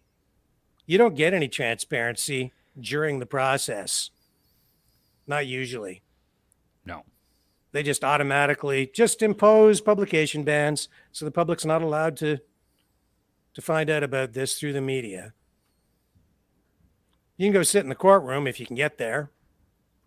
And if they let you in. Yeah, but reporters, you can't report on the facts. All you can report on at the Pat King trial is that Pat King was in court today and they laid a charge against him. Can't say anything else, though. That's the way it works. That's just the way it works. It's not specific to his case. Believe me, it's not. It's just a matter of routine in Canada. I always had a lot of trouble with that. And this, I am very disturbed by this story. Like, it doesn't even add up. It doesn't add up at all. Because it's not about truth. It's about throwing spaghetti at the wall and seeing how much of it sticks, and making up stories and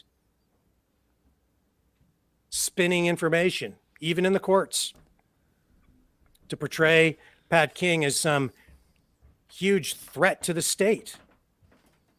Really, I think is what's going on. That's what's been going on from the beginning.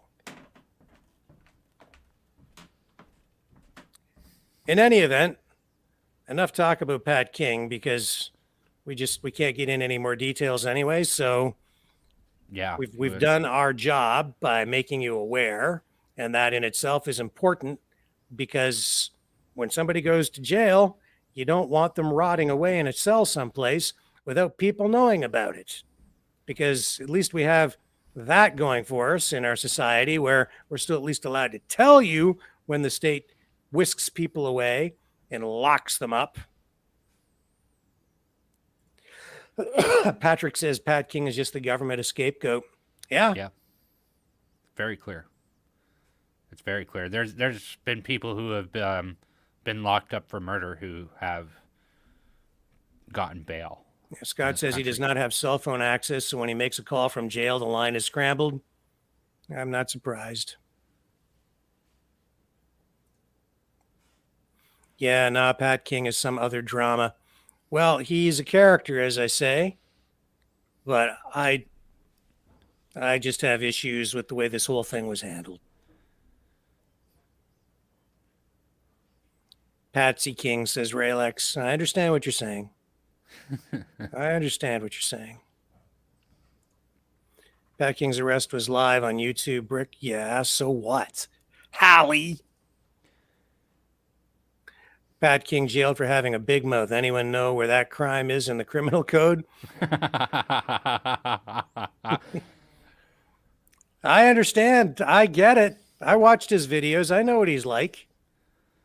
But really, 14 years on the slammer? Oh, I don't think it'll come to that. But he's going to pay a price. They're going to try. Yeah. They're going to try hard. He's already paid the price. Yeah. He's been in jail a long time. A long time. Since the end of February. It's just hard to believe. Like,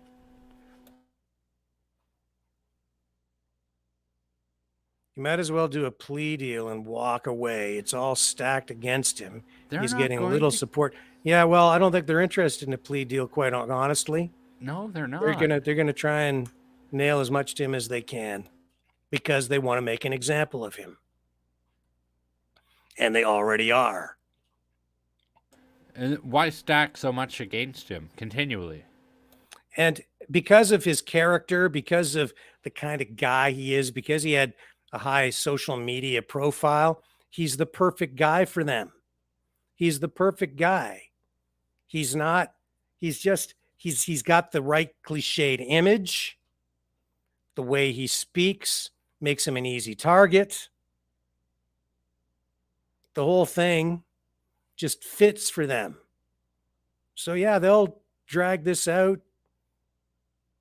They'll drag it out and they'll nail as much to him as they possibly can.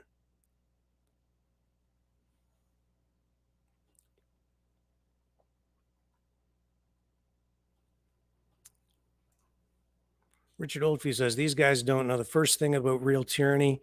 They have the freedom to express their views on YouTube. In Russia, that freedom doesn't exist. Okay, Richard. Whatever you say, man. Whatever you say. It's just not true. We've shown you repeatedly why. Tyler Lund, I really hope so. I don't know what that means. Sue Reading says, what happened to BJ? Very good question. Where is BJ Dichter? Last I heard, he was in Florida. But that's all I know. Yeah, where is BJ Dichter? Very, very good question. Pamela Thrasher says, when was the trial? The trial hasn't even happened yet. No. Pat King's just in custody. He's still trying to line up his proper legal counsel. And everybody else is already out on bail. And he hasn't been granted bail. Hasn't been granted bail. This is the true face of the Great Reset, says Elliot. Could well be. It could well be. Either way, it's not looking good. And as I said, Tamara Litch, who is the organizer of the fundraiser for the convoy, she has switched lawyers, and she now has Lawrence Greenspan representing her. He is a very high-profile criminal defense lawyer. He's handled many high-profile cases over the years that I was familiar with. So she is very well represented with Lawrence Greenspan. Pat King, on the other hand, does not have that caliber of legal representation. We'll see where everything goes with him. There's that whole strange business about his lawyer's computer being hacked and some sort of female automated voice coming through it. That was a little bit weird. I'm not sure how much to read into that. No, I don't either, actually. It sounds pretty weird. I think that it plays well in the media and adds a little bit of mystery to the story. Mm-hmm. The truth is, I think it could happen to anybody, and it depends on what websites that lawyer had been visiting. and what possible viruses he'd picked up on his computer before going into court that day, I would not say that it's necessarily a result of him working on that case. But we don't know at this point, and again, that's because there's a publication ban. All we know is that that happened. It was pretty weird, and it was strange that it happened as part of the Pat King process. Not a trial yet, but it's part of the legal process. But I don't think we should read too much into that. I don't think we'll hear much, if anything else, about it, unless that lawyer's computer was hacked and confidential information was compromised in some way. At this point, though, I wouldn't say that that's happened. No proof of that, no evidence.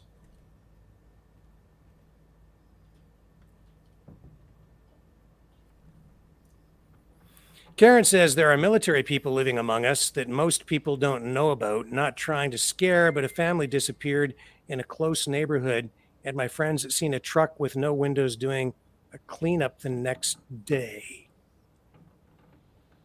Don't know what to make of that. Don't even know how to comment on it. Pat's target was painted on him back at Edmonton legislature. Yeah, he's been a target he was a target before Ottawa. He made himself a target. He ran into no man's land and got shot politically. And now he's in jail. It's like I said before, we have to be smart about what we do. I don't think he understood how serious the situation could get. Maybe he did. I don't know. But it appears to me that what he did was he kind of just threw himself on a grenade. That's what it appears to me, too. He did take a big risk.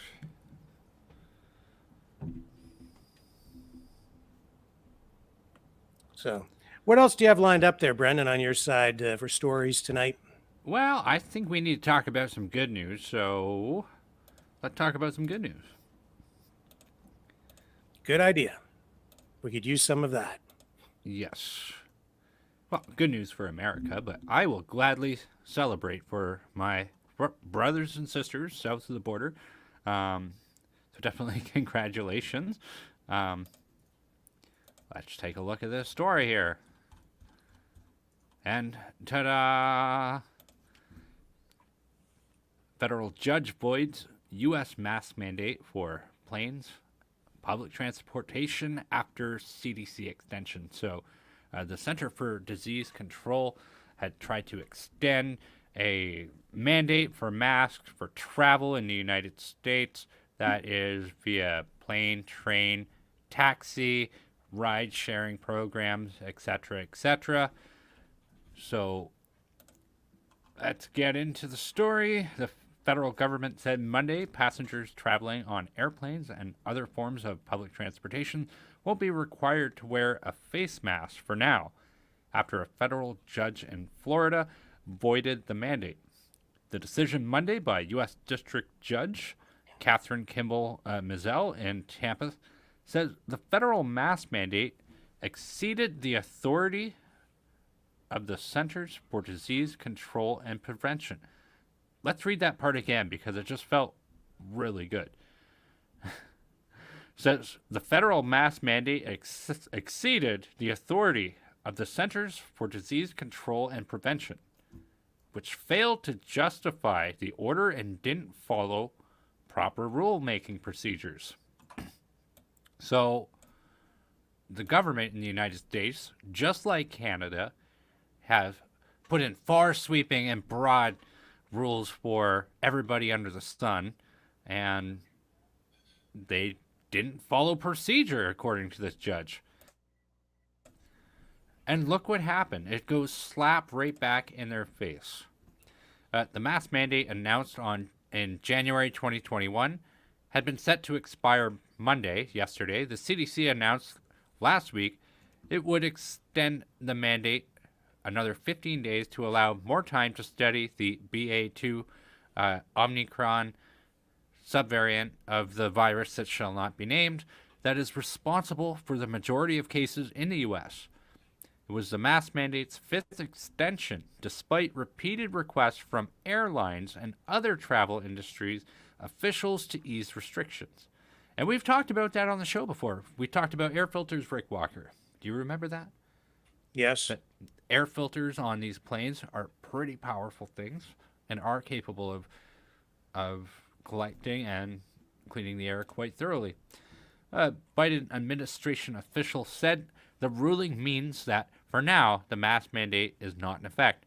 Federal agencies are reviewing the decision and assessing potential next steps, the official said, but the Transportation Security Administration will not enforce the mandate at this time. The official noted that the CDC recommends that people continue to wear masks in indoor public transportation settings. And I'm quite okay with them recommending to do things like that. I'm quite okay with you making your own conscious decision to follow said recommendation. And I'm also quite okay if you don't wish to. That's the way it should have been. But that some of that language that they've been talking about with this aspect is kind of scary in the sense that you know that there's a bunch of fat cat bureaucrats sitting around a boardroom talking about this and trying to see what they could wiggle out about it. Let's go on. We will. So the judge did make it up to individual airlines to make their own decisions on the mask mandate. Delta and United Airlines did drop their mandate. And then there's a section here, ruling from the Florida judge. The mask requirement for travelers was the target of months of lobbying from the airlines, which sought to kill it. The carriers argued that effective air filters on modern planes make transmission of the virus during flight highly unlikely. Republicans in Congress also fought to kill the mandate. Critics seized on the fact that states rolled back rules requiring masks in restaurants, stores, and other indoor settings, yet COVID-19 cases have fallen sharply since the Omicron variant peaked in mid-January. The judge also issued a ruling. The ruling was appointed by the judge who issued, to the bench by then President Donald Trump in August 2020, which you could tell they're not happy about because they had to point that out. Which is like, what the hell? And was confirmed by the Senate the following November in a 49-41 vote. Mizelle was 33, making her the youngest of Trump's judicial appointees and one of the youngest judges in the country. So that's basically, in a nutshell, what's going on with it. The federal United States government is still going to try and fight this. They're still going to try and bring it back. You know how they are. We see it day in and day out. Liberal governments absolutely love lockdowns, face masks, and other things I can't even say on this broadcast. But some of the reactions coming out of this were pretty amazing, I would say. So passengers on United Airlines and I believe it was Delta Airlines, that article said, they have been putting out some pretty interesting videos, and here's one of them. And on board the aircraft. If you would like to continue wearing your mask, please feel free to do so. We do have extras if you would like one. First time in 2 years.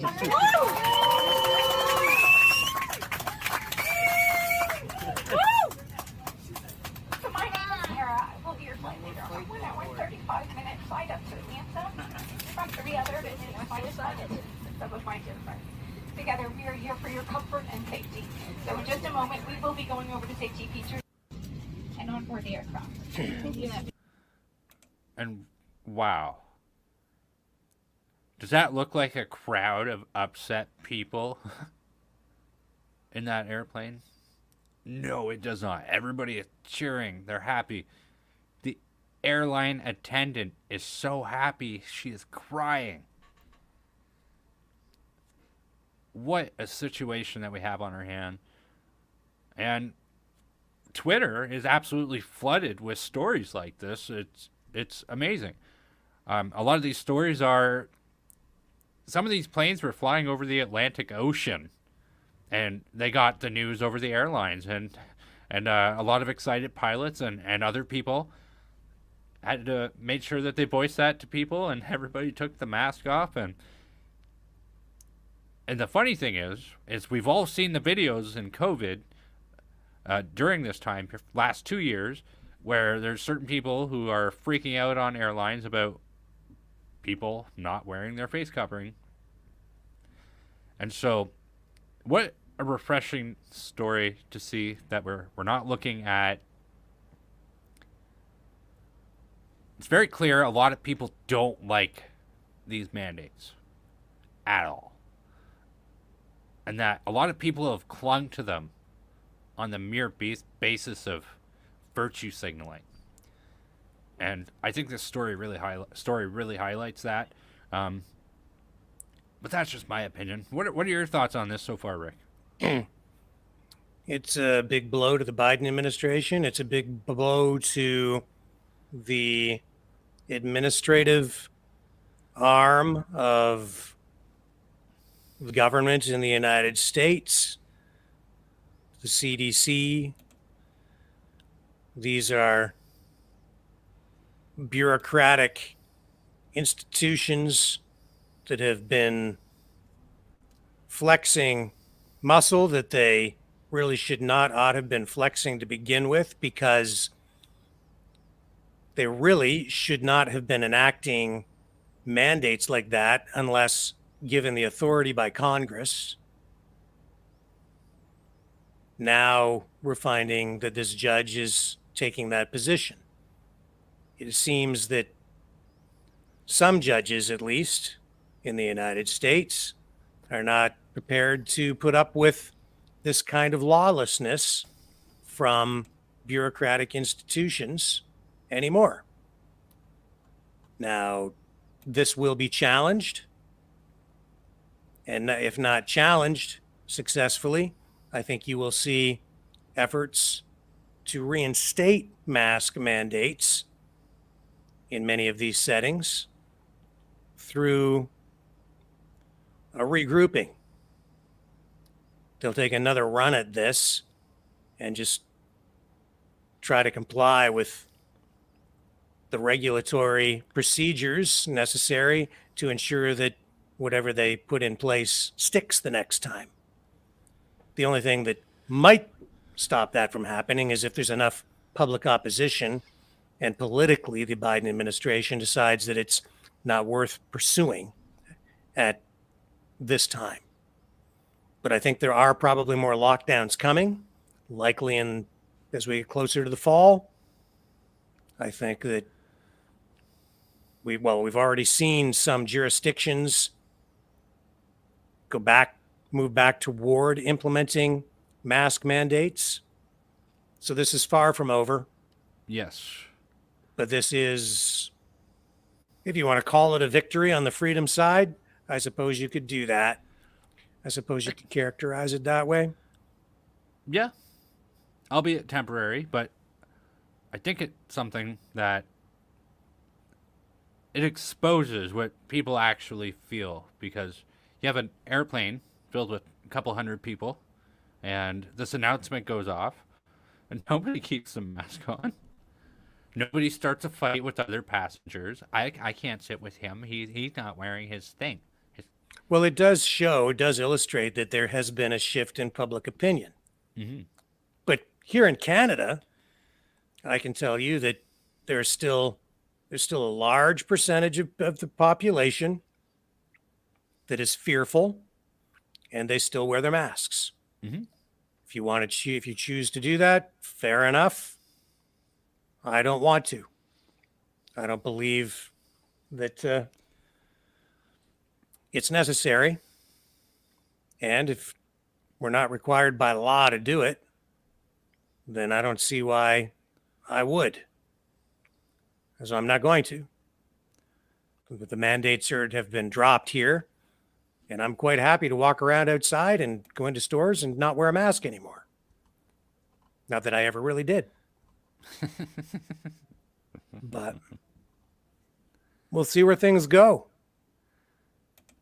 I think it's unfortunate that people have been so psychologically damaged that even now they're out there walking around outside or riding their bicycles outside wearing masks, thinking that they're at risk, and you're not going to get COVID by walking around outside with no one around you. The thing with a lot of people say driving around in your car with your face covering on drives people nuts. But what drove me even more nuts is seeing people driving bikes with a mask on and no helmet.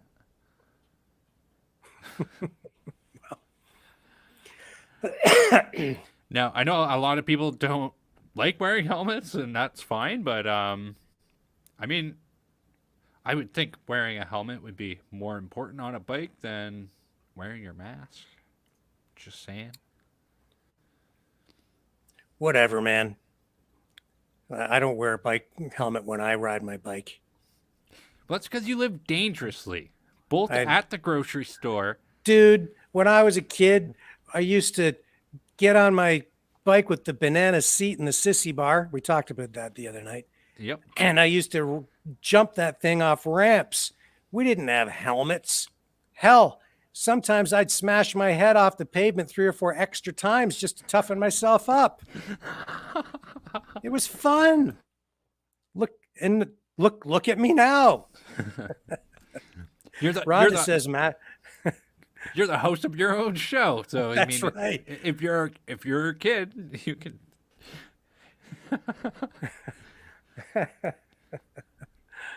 Don't do that. Rhonda says mask mandates will be back in the fall if Ford gets back in with a majority government. Rhonda, I believe that's true. And worse. Mm-hmm. And worse. Rhonda, of course, is the new blue candidate in the riding of Chatham-Kent-Leamington. Rhonda Jubenville. She's been on the show before.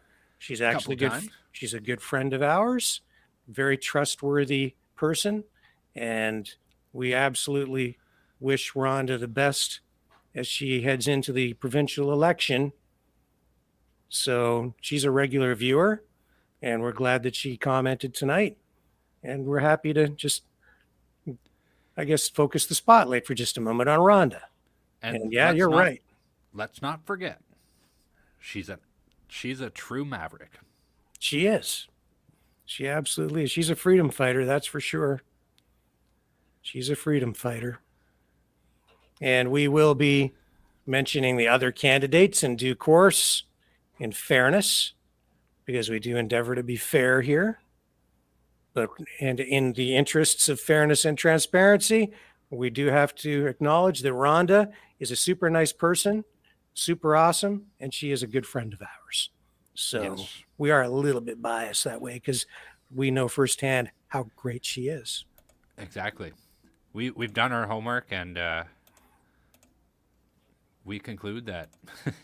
That's right. We have concluded that 2 out of 2 Freedom Reporters think that Rhonda is an awesome person. Exactly. Which is a higher percentage than the number of people recommending Trident sugarless gum.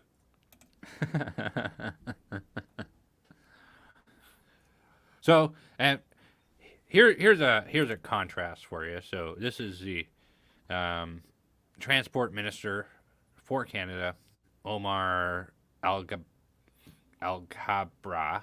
Sorry, I mispronounced that. He chimed in on this today, so let's see what he had to say about it. Sure. Certainly heard about the court's decision, and I will not comment on the court's decision in the United States.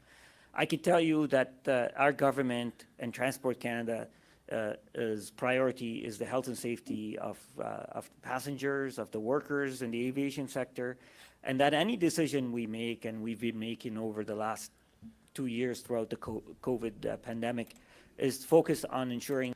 Look at this guy in the back here. He's also a true maverick.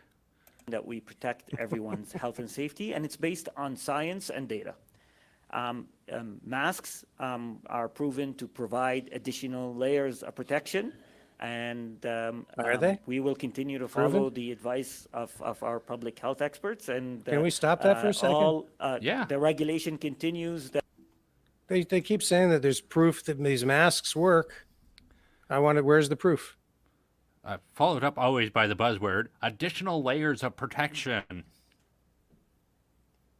Okay, anyway, continue, I guess.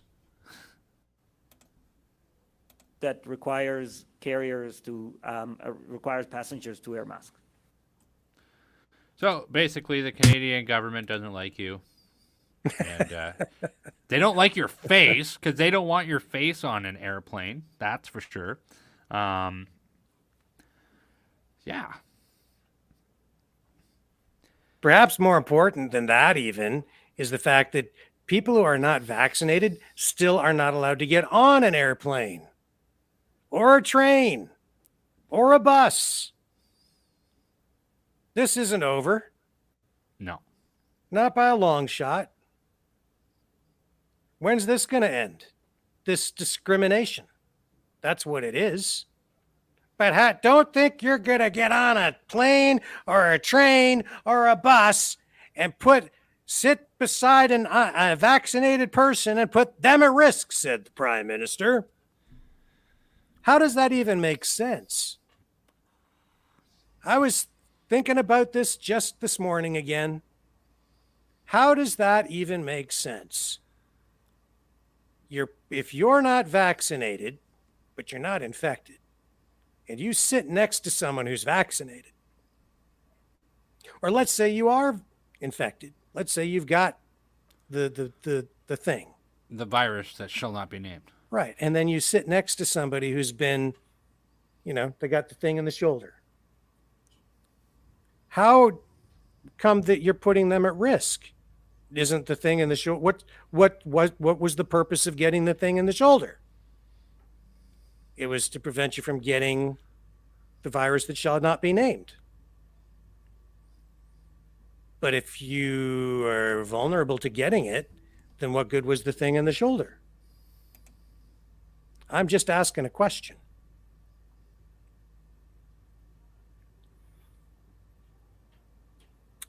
None of this makes any sense. Tell you what, you know what else doesn't make sense is this level of discrimination, this medical bigotry. These people are disgusting. Justin Trudeau is disgusting. Joe Biden too. And allowing this to continue, this has to be challenged. I was thinking about that this morning as well. I think we need to figure out some new initiative to force this to come to an end. Because this is clear, blatant discrimination. It makes no sense. There's no science behind it. This is political at this point. It's absolutely political, and you can illustrate that through the science. It even says it on the mask box that you get. It says it clearly on there. It says will not protect you from transmission of aerosol viruses. It's like, what? Karen says, right, Brendan, the virus that will show up again, the non-virus. Our bodies evolved from bacteria, and we are made up of viruses that make us healthy. The symptoms are from technology, in my opinion. I certainly understand that perspective. Genghis Tron says right on the box. That's an epic name. Digital Tavern says purely political.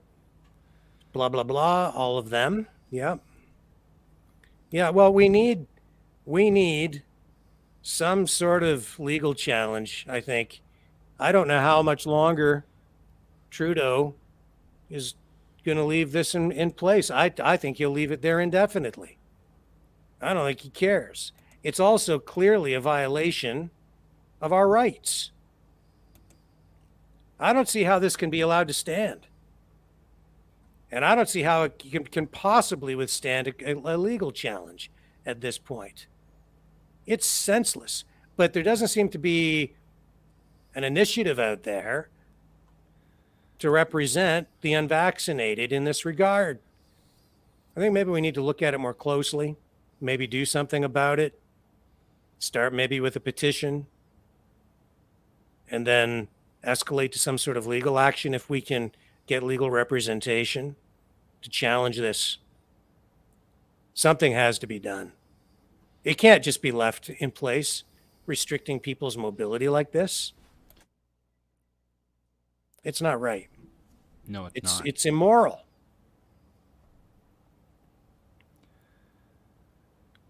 It's atrocious. News Drifter says, can't one of your MPs hold up a box of masks on the floor of Parliament and read the label that says it doesn't stop viruses? Yeah, but you know, it's like they don't care. No, they don't. Karen says, yes, Rick, we have to challenge. I think so too. We need to do something. We got to do something. It's got to be done right. It does, because it will set, I think, a legal precedent. Mm-hmm. Has to be handled just right by the right lawyer. I'm not sure. I have to think about this more. Yeah. Now you're talking, says Miss Jensky. Well, look who's talking. So, yeah, we need to get some momentum behind this, I think. We'll maybe have more to say about this in the days ahead. I'll give it more thought. See what we can come up with. Some ideas to at least get something going on it. I agree. And I think the first thing I need to do is determine if there is anything being done that I'm not aware of. Mm-hmm. It is possible that there's something already going on, and there's no sense in reinventing the wheel or doing something in conflict, right? So we'll do a little research and figure out exactly what we might be able to do.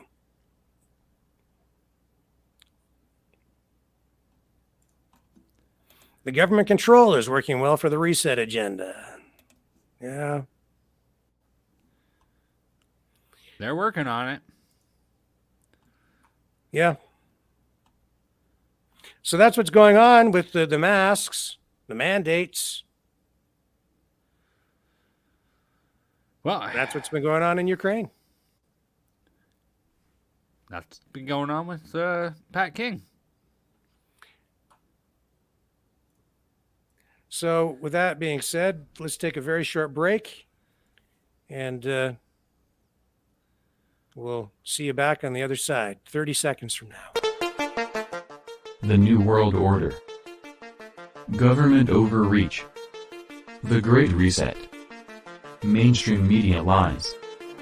Now more than ever, independent voices are needed. Donate now at freedomreporters.com. That's freedomreporters.com. Maverick News. The antivirus program for your mind.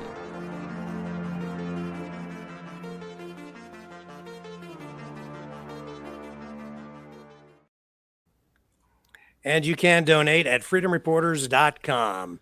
You can click the hot link in the YouTube, Facebook, and Rumble descriptions. Go straight to the donation page. And if you can support us financially, we'd certainly appreciate it from the bottom of our hearts. And if we're going to be doing something on the, the petition and possibly the legal side of in some way to challenge this ongoing discrimination, which prevents the unvaccinated from getting on planes, trains, and buses, then we might need support for that as well. But we'll let you know when we get to that bridge. And if we start to cross it, then hopefully we can get some support and get some people to come along with us. We'll see what happens over there. In the meantime, if you can support our independent journalism here, you can do that at freedomreporters.com. And over to Brendan. You could also smash the like button and the subscribe button and the bell for notification. You could also help spread the message, share our content to like-minded people, and We really appreciate your support. Once again, we appreciate it a lot, and I can't say how, once again, thankful I am for all of your time and opportunity that you've provided myself and Rick with. Thank you so much. It's been absolutely awesome on this ride here. And what I'd like to do now is move back to James Top and show you what's going on with him. James Top, of course, is marching across Canada from Vancouver to Ottawa to the Tomb of the Unknown Soldier to raise awareness and to protest medical mandates, including the discrimination we have just been speaking about with regard to unvaccinated people not being allowed to get on planes, trains, and buses. And James is a true Canadian hero, working to unify Canadians, to instill national pride in people.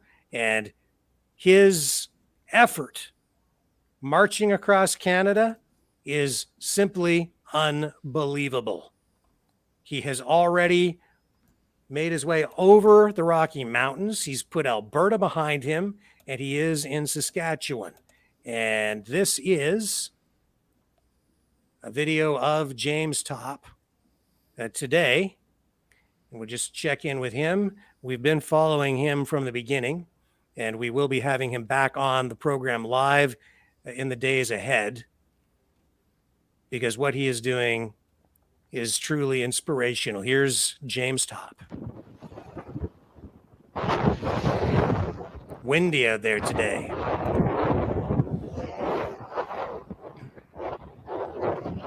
They started their march today east of Moose Jaw.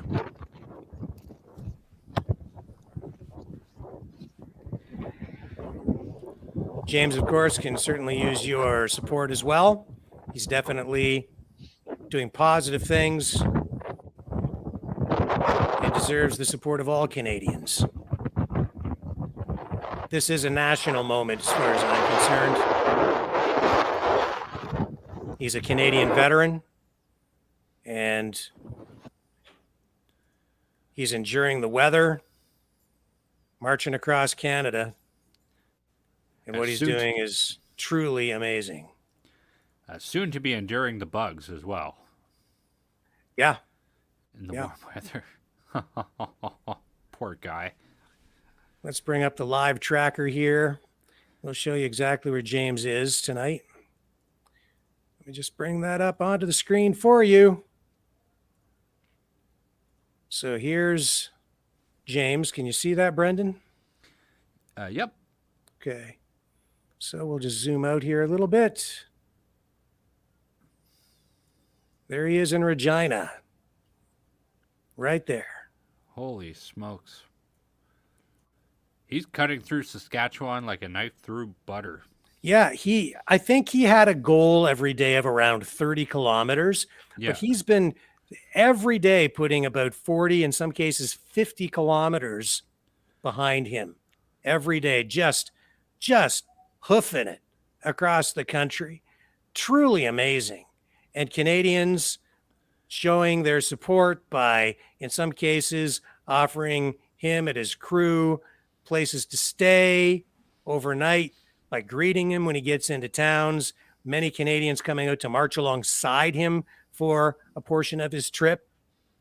And if you look at how far he has, marched so far, look how far he's gone already. Wow. Like all the way to Regina. And he's now, what day is it for him? Ooh. Day 50, I don't know, like day 57 or something like that. Yeah. So not even a full 2 months. And he's gone all that distance on foot. Is that amazing? That's incredible. Carrying that backpack on him. He's a national hero, guys. This is amazing. If he wanted to, he could put that backpack with the emergency car they keep with them, with the Texas plates. But that's not how James Top rolls. He keeps his gear with him. And then look, I mean, he's already halfway through Saskatchewan. I bet you by this time next week, he'll be well into Manitoba. And then from there, he's into Ontario. Now, Ontario, you might say, almost counts as like 2 provinces. Yeah. And look at the, all the water that he's going to have to navigate through, right? Like, see how the highway kind of winds? Mm-hmm. And it just adds a lot of extra distance that he's going to have to walk, right? Oh, big time. He'll be coming down Highway 17 there, all the way down to Highway 11. And I don't know. Have you ever taken any rides on the north shore of Lake Superior? No, I haven't. No. Oh, it's crazy. It's all huge cliffs. There's huge. There's a lot of driving hazards. There's wild animals, lions, tigers, and bears. Well, really, tigers too, and lions in northern Ontario. I think there's wild cats. I think there's wild cats up there. That's pretty rough country. Wild cats up there, I'm pretty sure. It is actually a dangerous thing that he's doing, because just walking on the highway like that with all the traffic going by, enduring all of the weather, and I hope that he stays healthy through all of this.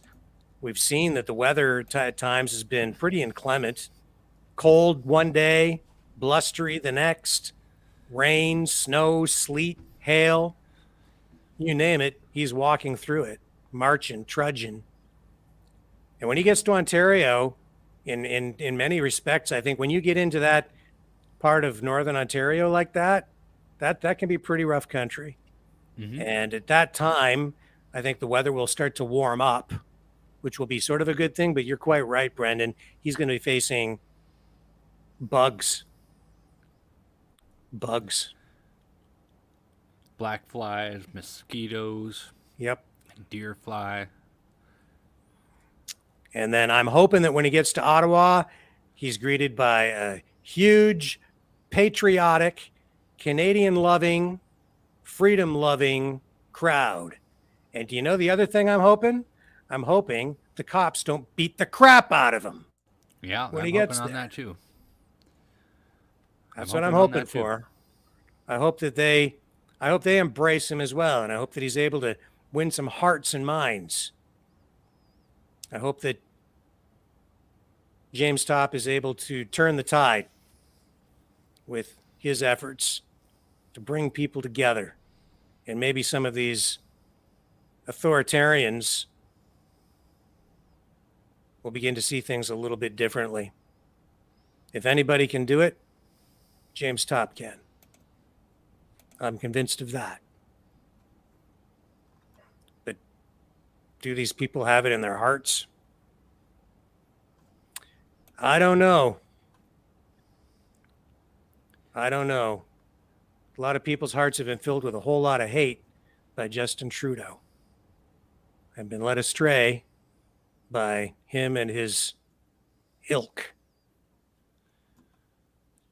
But let's keep it positive. Let's keep the focus on what James is doing, and let's support him. You can do that by going to CanadaMarches.ca. That's his website. That's where you can track him. You can find out more about him, and it explains everything there. All the explanations are there on how you can support James Top. And we, as I say, will have him back on the program live in the days ahead, because we do want to check in with him at least 2 or 3 more times before he reaches Ottawa. He is truly a national hero as far as I'm concerned. James Top. American-Canadian hero. Yeah, well, he's a hero for the world. Yeah. If we let Canada, if we don't restore our freedoms here, There's no place left to go. Canada and the United States. Canada's already gone, as I said. James is trying to restore it. James is trying to restore it. CanadaMarches.ca. Go check it out. Now, that being said, we're going to just, I think, wrap things up here for the evening. You can support our work at freedomreporters.com. Go to the hot links in the YouTube, Facebook, and Rumble descriptions. Click the hot link. Please, folks, please, please, please, please consider supporting our work. We have a lot to do, and we do need funding to make this operation work and to build the things that we need to build here. We're working behind the scenes every day right now to establish a better system that will allow us to get out onto more platforms. I was working on the new streaming system today. The phone system is in place for the call-in shows. We've already achieved that. There will be more improvements on that front, though. And we have other equipment that we need to buy to elevate the production values. And we're looking at doing some documentary work and some other forms of field journalism here as well. But in order to do that, again, we're going to need some funding. So if you can find it in your hearts, and if you are in a position to do it, you can donate at freedomreporters.com. Now, if you can't, if you're not in a position to support us financially, that's okay. You're supporting us just by being part of the Maverick family and by watching. And Brendan will explain other ways that you can support our work here as free, independent journalists. Be sure to smash that like button and the subscribe button and the bell for notifications. Also be sure to share this content with all of your like-minded friends. Stay tuned, folks. We have a lot of incredible things coming at you in the near future, and I, for one, am very excited to be a part of it, and I hope you are too. Stay tuned. More to come. I'm your co-host for Maverick News, Brendan Kennedy, and I'll see you tomorrow. And I'm Rick Walker. You are watching the Maverick News Channel. And again, please share this video out there and speak up on the issue of Ukraine. We need to right now. If you want to avoid further escalation, if you want to avoid sending our young men and women over to Ukraine to fight and die, now is the time to speak up. Educate others. Share the information. Share the perspective. Do it respectfully. Let's win some hearts and minds on that front. And maybe we can save some lives in the process. And again, if you can, donate at freedomreporters.com. And remember, we are the Freedom Reporters. We are the antivirus program for your mind. Catch everyone back here tomorrow night, 6 p.m. Eastern Standard Time, here on the Maverick News Channel. Catch you all.